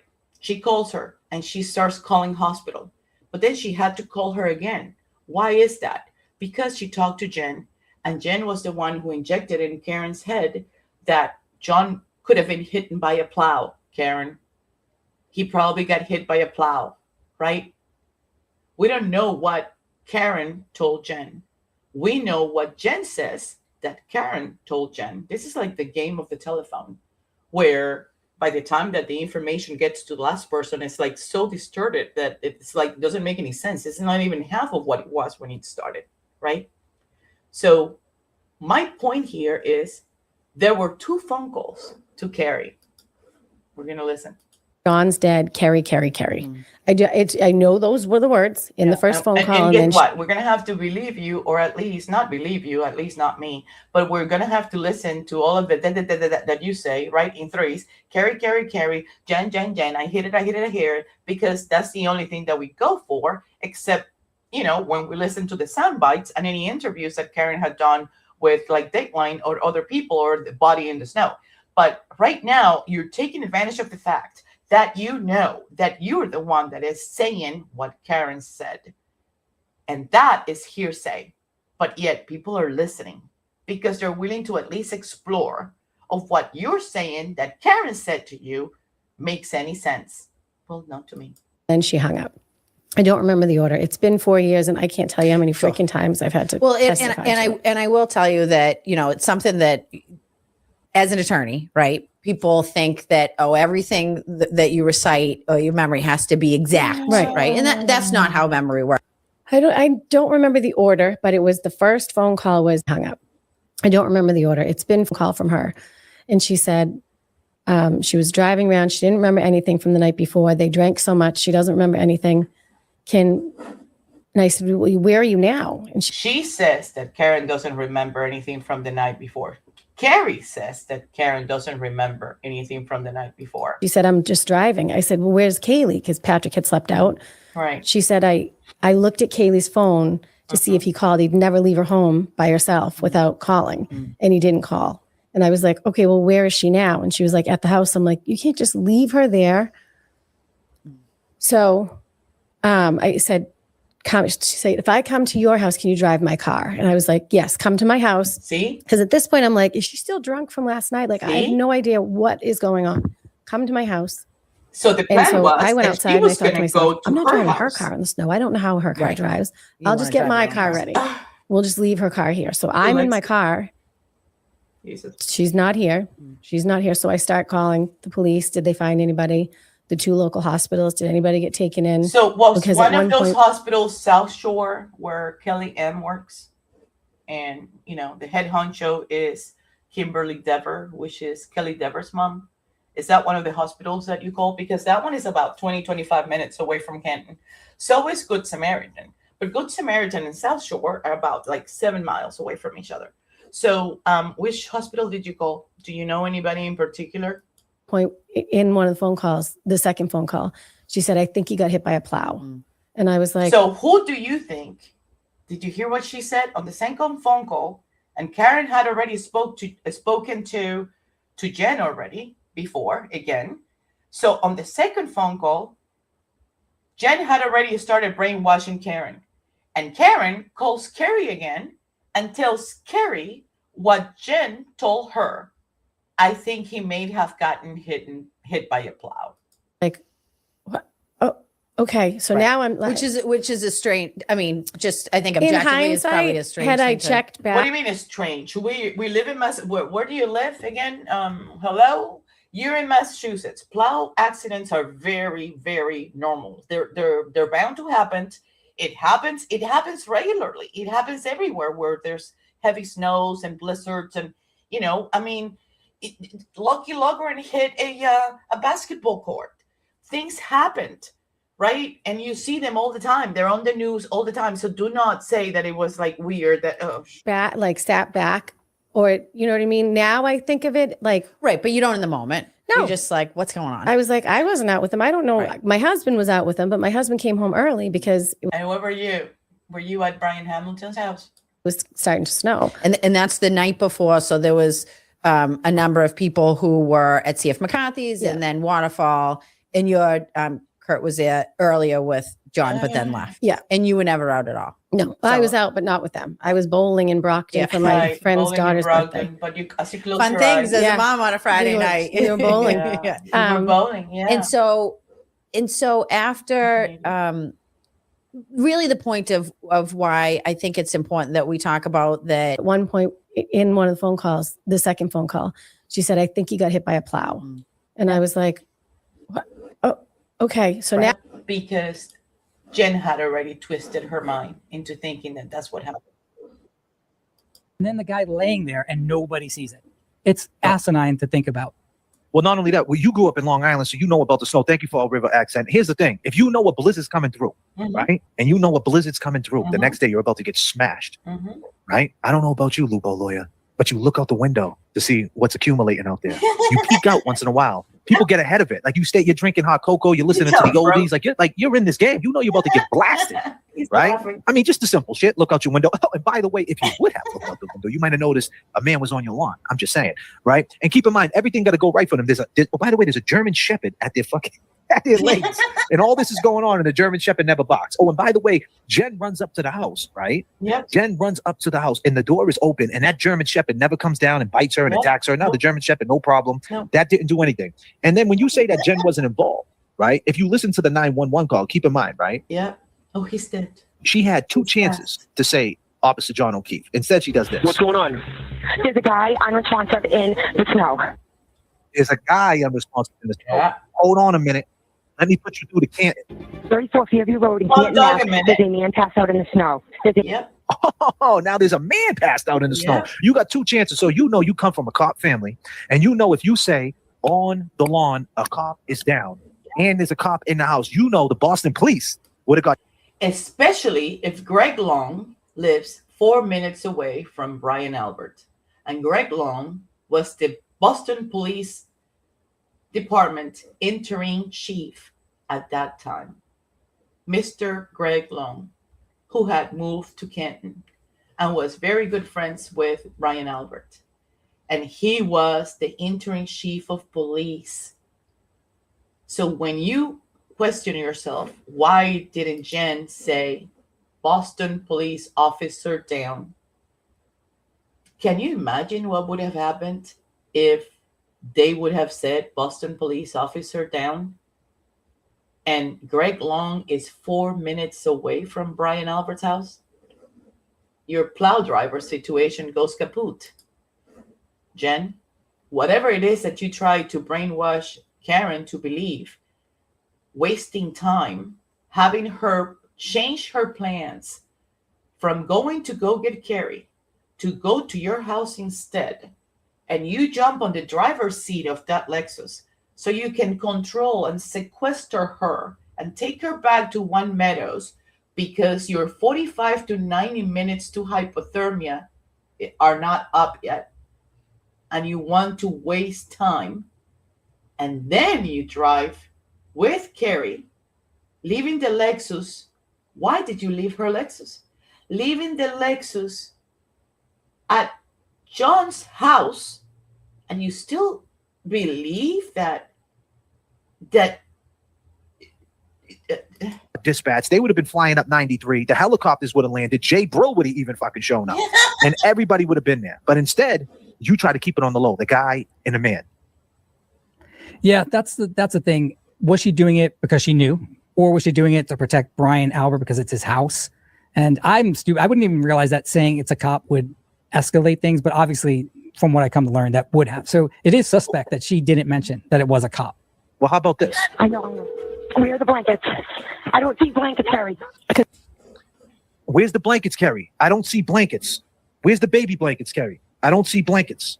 That's what a baby blanket's going to do. There's a whole house in front of you. Kerry Roberts don't even know that's her sister's, and they don't even know each other. She got no idea whose house is in that house. She's looking for blankets. What do you mean? All you got to do is go in the house, LoopholeLawyer. There's blankets, big blankets, furry blankets, all types of blankets, heated blankets. She don't go in the house. She's looking for blankets, a baby blanket that's going to do this to John. That's what it's going to do to John. Right? Come on, man. Yeah, that is true. No, it's true, because if it was her child, would she have acted the same way? I would say probably not, right? I think she would be more animated. Although, like, calling 911 is probably the biggest help that you can do, even with CPR. The first thing they teach you is call 911. She did it, right? She didn't like fake call. She didn't not call. So she did call 911. Yeah, that doesn't prove one way or another that she knew before. Gary Roberts for Explorer. Because on the other call, Karen left her cell phone. She was calling John, and it went to voicemail. And Karen's cell phone stayed in the back of the Ford Explorer. And we heard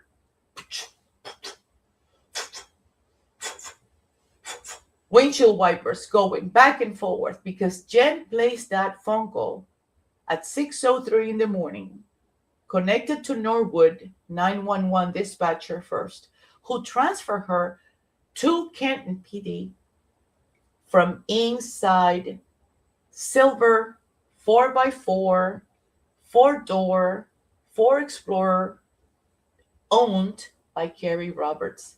And Karen and Carrie are over there on top of John on the snow with John O'Keefe. And she's inside that Ford Explorer saying, I think he's dead. I think he's passed. Okay, you better get here, okay? This actually occurred, that John was dead. All right, so let's hear her real quick, right, on the stand, okay, Jen McCabe. What kind of conversation do you have with her then?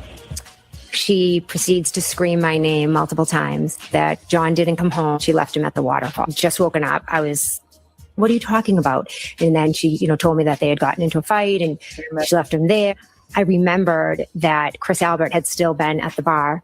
Maybe John walked home with Chris, because Chris That's a lie. lives close to the waterfall. I told her that I was going to call Julie and see if John had ended up with Chris. Unbelievable. Why would you think that when you were the last one talking to him and texting him and you seen him in front of the house? What's going on here? Exactly. Right, but pay attention. Listen, I got you though. I called Julie Albert. She did not. She didn't answer, but it came back that it did answer. Go ahead. With your husband Matt around that time? Yes, he. Matt sprung out of bed, LoopholeLawyer. He sprung up. What did you kind say, of shot Maddie? up out of bed. He had to, because he had to bring the phone closer to 34 Fairview before he got it out of the Faraday bag at 6:04 in the morning. So what happens with the route, right? If Jen And that's another purpose why Jen had to go to One Meadows. Jen had to drive Karen out of 12th Country Lane. Matt did not go with her because Matt had another job to do. But if Jen didn't go first, the same route would have been followed by Matt McCabe behind the Lexus and the Ford Explorer, right? Because he had to take the same route, except he would have veered over to the right to go closer to Oakdale, while Jen McCabe was going straight forward to go towards John's house. It's a perfect triangle. But Matt had a job. That's why he couldn't go with Jen. Julie had a job. That's why Chris is nowhere to be found. Lieutenant Kelleher from in front of 34 Fairview has to call a detective to go find out what's happening at 34 Fairview. Yet he lives right in front of 34 Fairview. Yet he's ready with solo cops, but he calls Paul Gallagher. He doesn't call Michael Lang, which is 2 seconds away from there. He doesn't call Kevin Albert, which is 4 minutes away from there. Make it make sense. Make it make sense. That's a sexy thought I have in my head. Called, then he was, what's going on? And I said, well, I'm calling Julie because what are you talking about? We saw them outside of your sister's house. And then I'm not sure if I called. I'm not sure if I called. 1,000% you called Karen back. Yes. The biggest mistake Karen made that night was when you called back, Yes. She took the fucking phone call. That's when the Exactly. framework started. But yeah, exactly. Look at. No. Do not roll up your eyes. Back. And then I'm not sure if I called Kaylee back Or if Kaylee you called called me her back. Yes, I get called Karen. her I get in touch with Karen again, and I say, Karen, we saw you outside of my sister's. And what was her response? She told me that she didn't remember going. she told you she don't remember going there. That's what she told you, right? Okay, keep going, Jen. Jen, you lied on the stand, but keep going. there. I don't know. We got out the car.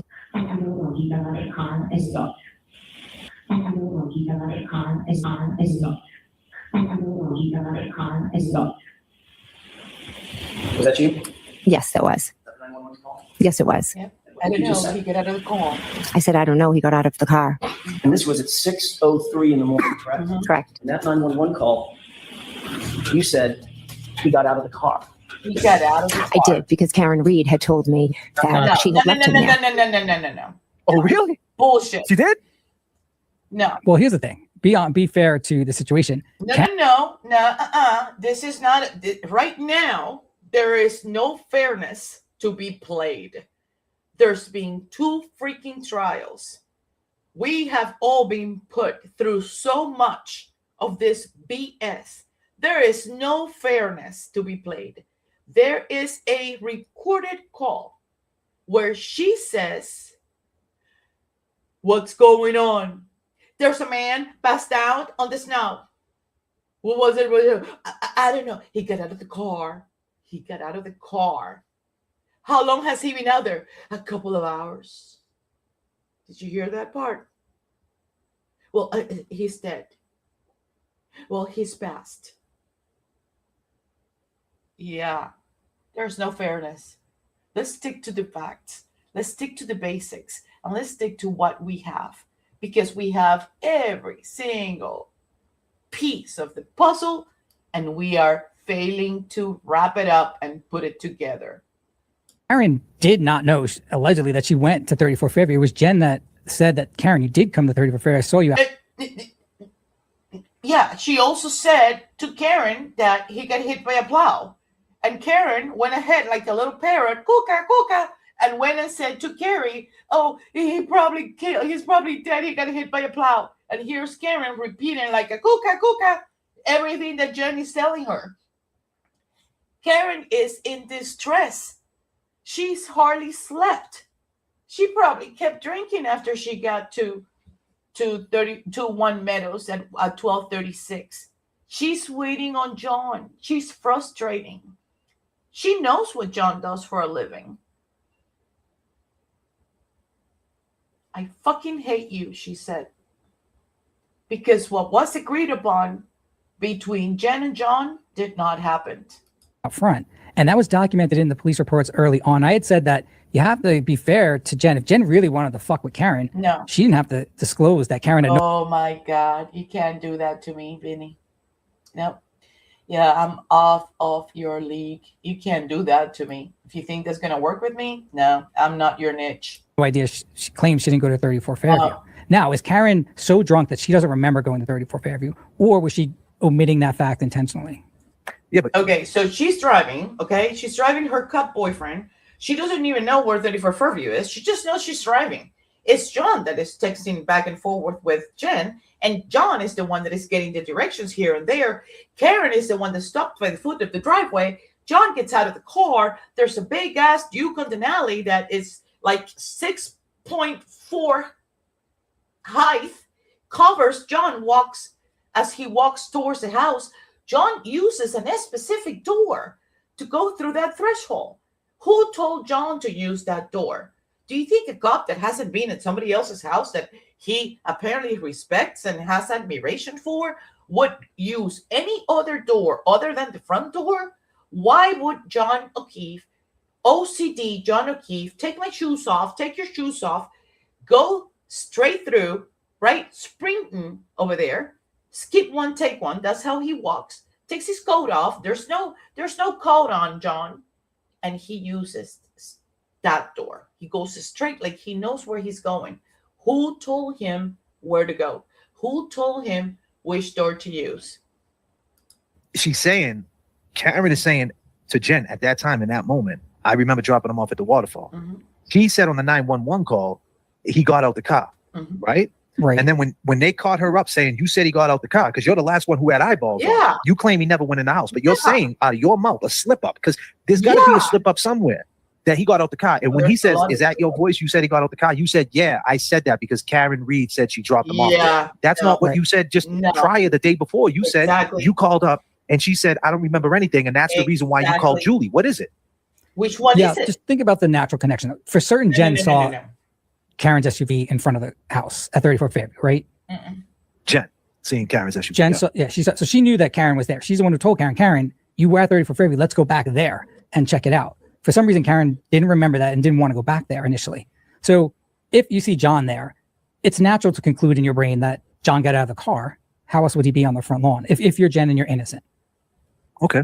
I can agree with that. It doesn't, but again, look, for me, I want to be proven wrong. Whenever I say a hypothesis, it's obviously a hypothesis. You test it, and then if it's valid, you keep it. But if you show me something that contradicts it, then I'm willing, obviously, to change. And I have changed the hypothesis with regard to did. Now, when I say that Brian Patrick did, I'm risking everything, man. I'm risking all my life, all my money, technically, that's here, that he could easily sue me for defamation if I'm wrong.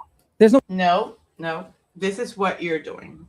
And I'm going to tell you, that's pretty smart. That's a pretty smart marketing move. And maybe I shouldn't blow your cover because then, what will you have left, right? But what you're doing is you're taking the safety road. You're taking the safe road. You know why? Because all eyes have been on Higgins since day one, right? The hostage video that Michael Morrissey did not include Brian Higgins, right? Brian Higgins is the ATF agent, right? Brian Higgins is the federal agent who actually went in, provided a proffer, got an immunity deal, and is walking free, right? Brian Higgins was not on the ABC interview with the McAlberts. Brian Higgins had to be visited by Proctor and Kevin Albert all the way up in Sandwich on Peggy Lane. It's a dead end. So if you go check it out, just expect that you're going to have to turn around and there's a camera in a post outside. So they had to go all the way over there because, as Kevin said, hey, everybody got subpoenaed except you. Brian Albert hasn't heard from you. So they went and paid him a visit, right? You're using the safest individual because that's what the majority has put out there. Everybody's trying to blame it on Higgins to pitch Brian Higgins is going to jail until Brian Higgins, we won't have justice. until we get justice for John O'Keefe and Ryan Patrick Higgins, this and that. Different from JFK, who in many ways attributes some of what happens to Higgins based on the facts that he's able to detect, right? How he sees the whole waterfall situation, the interaction, the text messages. You know, I know those text messages are curated. The text messages are curated.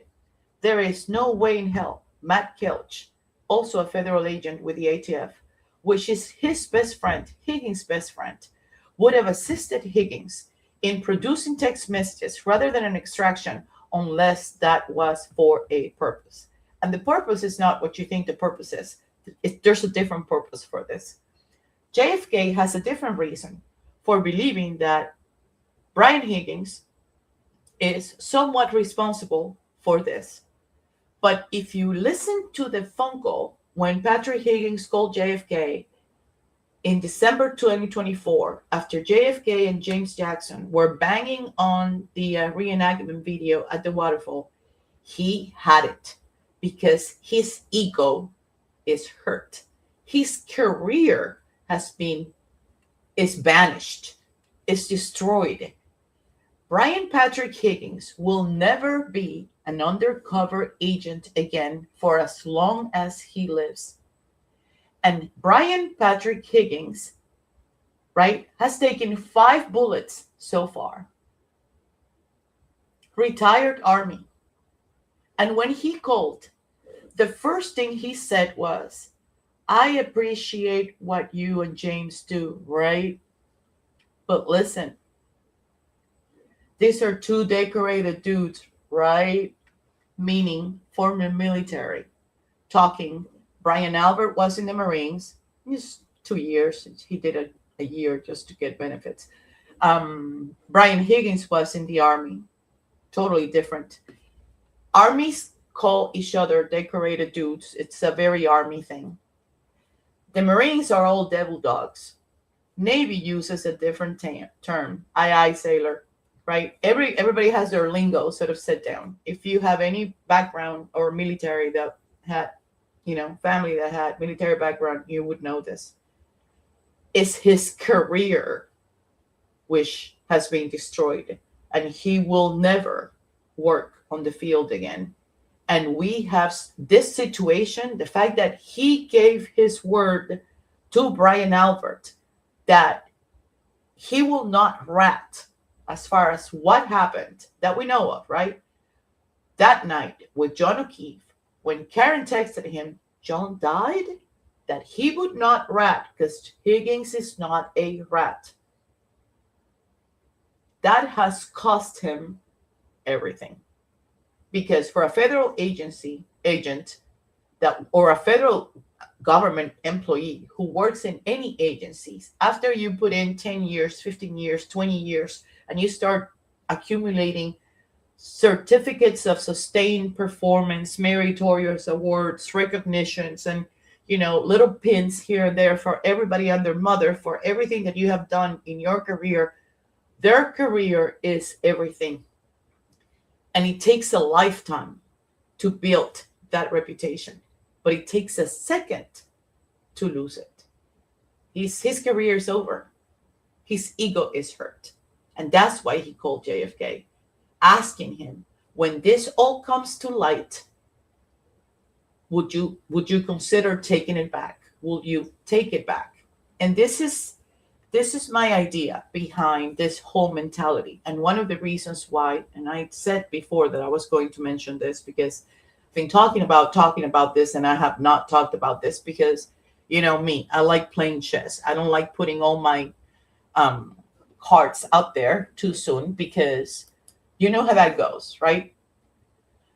We have 9 people. So Jason Roberts, his dad, Gary Roberts' husband, who's randomly offering Jen Dunkin' Donuts at 8:40.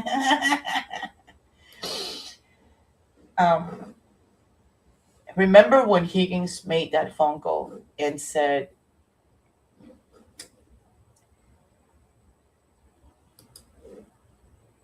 I'm almost like I want to share it and I don't want to share it.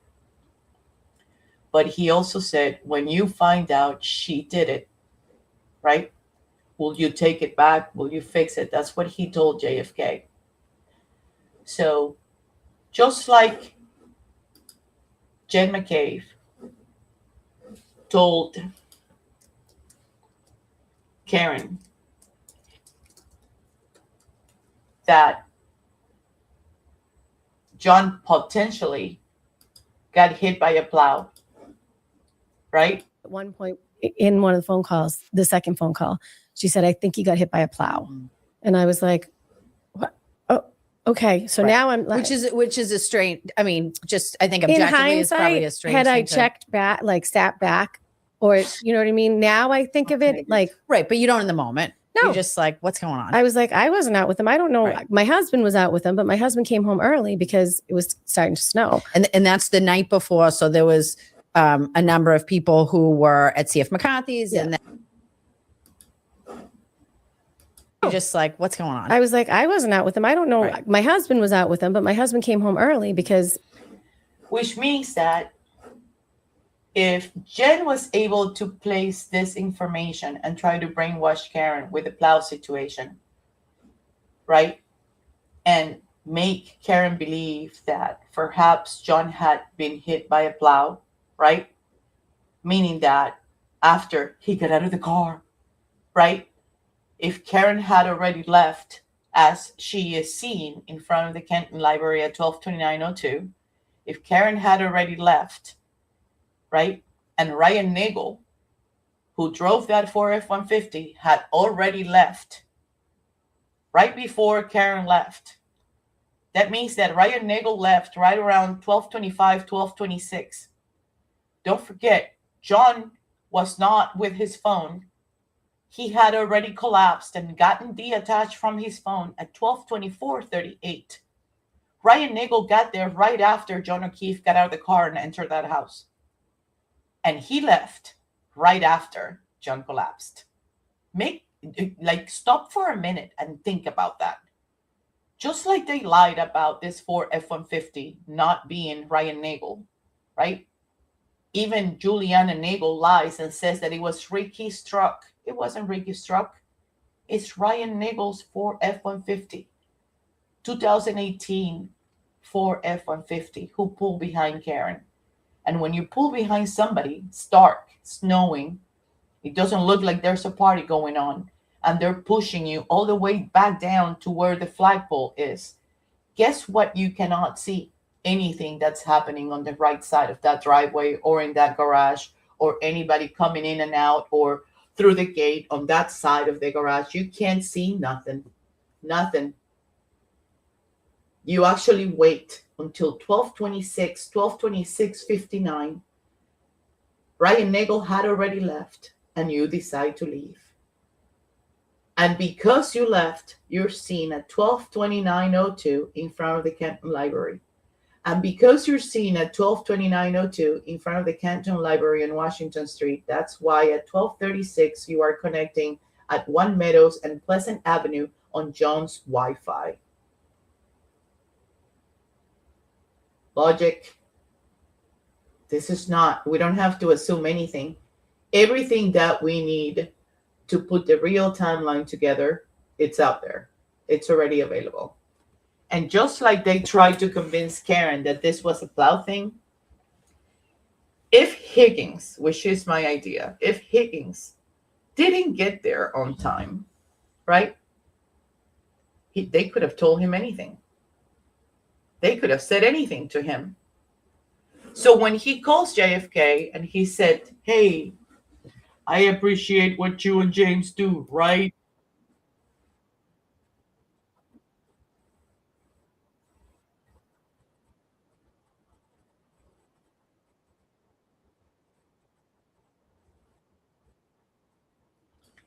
But you're not. And that's the point. You're not taking any risk. Because right now, he's the one that has immunity. He's the one that Michael Morrissey left out of his hostage video. He's the one that turned in a proffer. And he's the one that probably wasn't even there.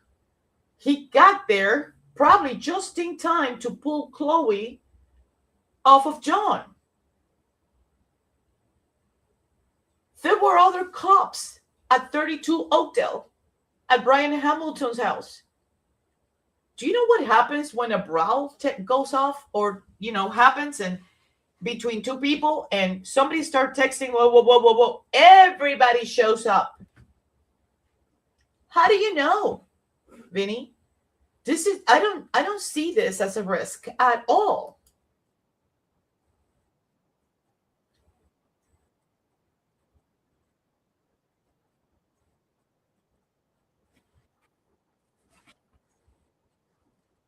Okay, everything I say is my opinion. Everything JFK says is his opinion. Why is this up for debate?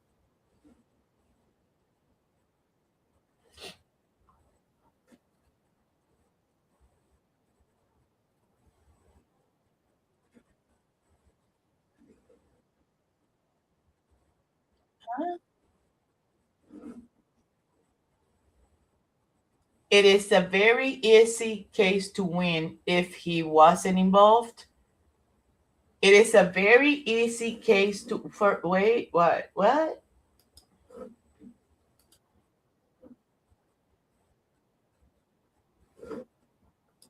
If you're saying it, unless you're reading it or something like that. So you don't have to say that disclaimer. You can't hide from a defamation claim by saying, in my opinion. That doesn't matter. I'm saying affirmatively, Brian Patrick Higgins was involved in the death of John O'Keefe. I say it every day.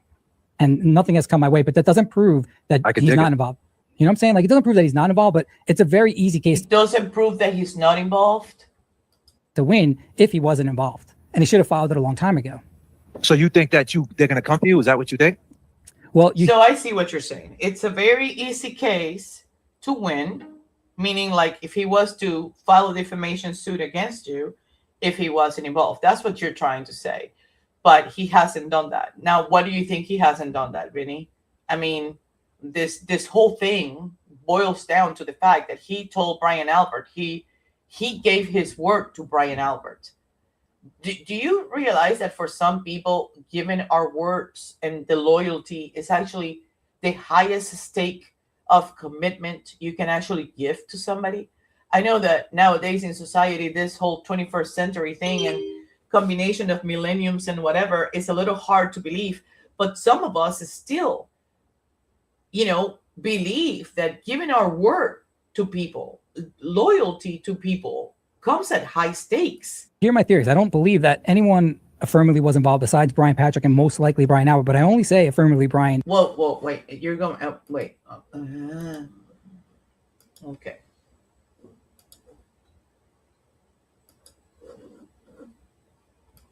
And nothing has come my way, but that doesn't prove that he's not involved. You know what I'm saying? Like, it doesn't prove that he's not involved, but it's a very easy case to win if he wasn't involved. And he should have filed it a long time ago. So you think that they're going to come to you? Is that what you think? Well, you hear my theories. I don't believe that anyone affirmatively was involved besides Brian Patrick and most likely Brian Albert, but I only say affirmatively. And those are the exact two that I think were not. Like, and we're going to have to take a break, and we're going to have to do a part 3 on this because I got to take a break. I already been standing and sitting and I gotta move. I got to do something. It's been 2 hours. I cannot do this long. I'm typically an Energizer bunny and I'm very active. So sitting down for like this long, it's like driving me nuts, and it's driving me nuts that you guys are too. So, this is what I'm gonna sort of tell you guys based on what he just said. It is impossible. Brian Higgins. So they won't be able to all sue me. Wait. And he should have filed it a long time ago. It is amazing. So that after I have been analyzing and researching and cero mata cero and backtracking mathematically with calculus and measurements of everything that I have done, I am 99% sure that Higgins didn't get there on time to touch John O'Keefe. And I am 85% sure that neither did Brian Albert. Now, I'm going to make a little recap before you take my words out of content here. We all started with a theory. That theory throughout the times as evidence has come out and we are able to analyze things that are in paper, right? Things that we can touch. We can actually compare one document against another, one report against another. We are molding and adjusting what our theory has been since the beginning and sort of tweak it in a way that it's almost like tight, right? It's tight to the second. Now, we're no longer following a trial one situation where the pitch was third party culprit, right? Oh, we can't change the narrative because if the defense changes the narrative, that's like suicidal in front of a judge. We don't have to stick to any narratives of anything. The civil trial that is coming up is not based on a third party culprit. The civil trial that is coming up is not based on the second pitch that the defense team had when they went into trial 2, that it was pretty much reasonable doubt. Based on what? On the information, on the data, on the information that they were trying to prove that there was enough reasonable doubt to doubt what Whiffing said, to doubt how they tracked John O'Keefe, to doubt the health data on Jen McCabe's, to doubt this, to doubt the taillight, to doubt what it was reasonable doubt on trial 2. But trial 1 was, me too, is there justice? I'm the same way as you. Me too. But trial 1 was third party culprit. Now, I want to remind you that third party culprit, Josh Canoni wanted to know from day one, who was that third party culprit going to be against? And David Giannetti, on a February or March, I can't remember now, he said, I'm under no obligation to disclose at this moment who the third party culprit is. I don't know if you guys remember that hearing. Right now, there's not a third party culprit situation. We don't care whether the narrative of the defense team is a third party culprit or is a beyond reasonable doubt. Right now, we're all aiming towards the same goal, and it's trying to figure out, pinpoint, narrow it down to the T, that it becomes undebatable that this was planned. From the time that an invitation was extended at D&E Pizza to come to the waterfall, is your brother Gavin going to be there? From the time that they were texting from the waterfall, we're all here. We're already at the waterfall. You better get here. We're gonna F you up, right? From Chris Albert, Julie Albert, texting John O'Keefe to come to the waterfall. This was planned. From the time that they left, that Chris Albert, Matt McCabe, and Jen McCabe were the last ones that were hanging out with John O'Keefe, guiding him, controlling his ETA to 34 Fairview. From the time that they left, right? Because nobody invites anybody to their house before they're actually there, right? You have to be there first. They were guiding, controlling, and sort of manipulating, knew exactly where they were. Where was Ryan Nagel? What was Ryan Nagel staring at CF McCarthy's? Do we remember? Do we forget? How do we know that he was not on John O'Keefe's tail? How do we know that? Because Sam Nagel seems to be walking in before anybody. And Sam Nagel is right there with a mask. The only one with a mask. He comes in before the Ford F-150 parks outside. Before Ryan Nagel is outside, Sam Nagel comes in wearing a hat. Where is it at? Right there. Turns around, looks at John, looks at Karen, and right after Sam Nagel comes in and confirms, there it is, coming in. He's not there. Ryan Nagel is not there yet. Sam Nagel comes in first and walks behind them, turns back and sees John and Karen. And after that happens, that's when Ryan Nagel is seen staring at John and Karen at CF McCarthy's. And he followed the same route towards 34 Fairview. So when you put all of this logistics and coordination together, knowing that this guy acts almost like, that's Chris Albert right there. Chris Albert, Colin Albert, Juliana Nagel, Chris Albert Jr., and Sam Nagel. When this guy's acting like the bodyguards of the town king, queens, and wannabes, right? And then you see him staring at Karen and John since C.F. McCarthy's. And then you find out that they're claiming that they were giving John and Karen the right of way on an intersection where Karen and John had the right of way. Really? Who's that stupid? Are we that silly and gullible that people can sell us lemons for limes? Think that they're going to come for you? Is that what you think? No.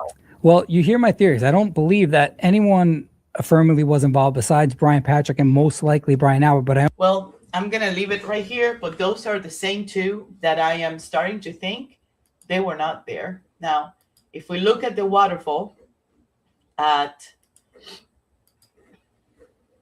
right? We're going to look at the waterfall here we go. We're going to see Brian Albert right here. I'm going to pause it so you can see it. It's going to be underneath the canopy. You're going to see, oh, no, he's leaving. Hold on. He's leaving on the black Acura. Hold on. 1050. Right here. Let's wait until he comes out.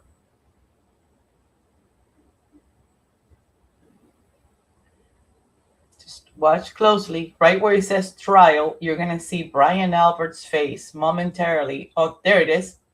Underneath that canopy. And where does he go? He goes to the left. Look. Nicole Albert comes out too, but he goes to the left. Look. Caitlin, the van guy, and there's Nicole. You see her with the flannel shirt?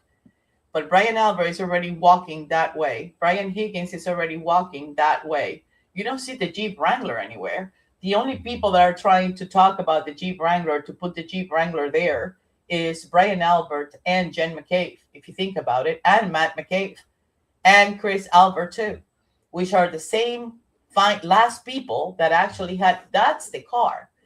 That's the car that Brian Albert and Brian Higgins took off from the waterfall, out of the waterfall to 34 Fairview. But when you look at the waterfall parking lot video, right? When you look at the Canton Library video or whatever, you see that that car is going up and down, and doesn't get to 34 Fairview as quick as Jen and Matt and Chris get to 34 Fairview. And my point with all this is, if let's just consider it for a minute. If these parties traveled outside of the waterfall in different vehicles, and the first ones that we see going to 34 Fairview are not the one that Brian Albert and Brian Higgins are driving in, that means that they were not the first ones who got there. That means that Matt, Chris, and Jen were at 34 Fairview potentially before this group went to 34 Fairview. Now, Nicole and Caitlin are seen on the Cadillac at 12:02 in front of the library. But when you look at the library, at the Canton Library video, you see that two-door sedan going up and down, in and out, up and down. And that is exactly the car that is being driven by Brian Albert and Brian Higgins. I have a strong feeling that the same two people that Loophole Lawyer thinks potentially did this are the ones that didn't. And what typically happens? What typically happens is the last you think it is that actually did it, right? He says it's about sex or money. No, this is not about sex, Loophole Lawyer. Sorry to tell you. It's not about sex. So we're going to continue to work. I'm going to do a part 3 on this so I can wrap it up. JFK did a great show. If you're not already following him, go consider watching the entire thing. It was amazing. And we'll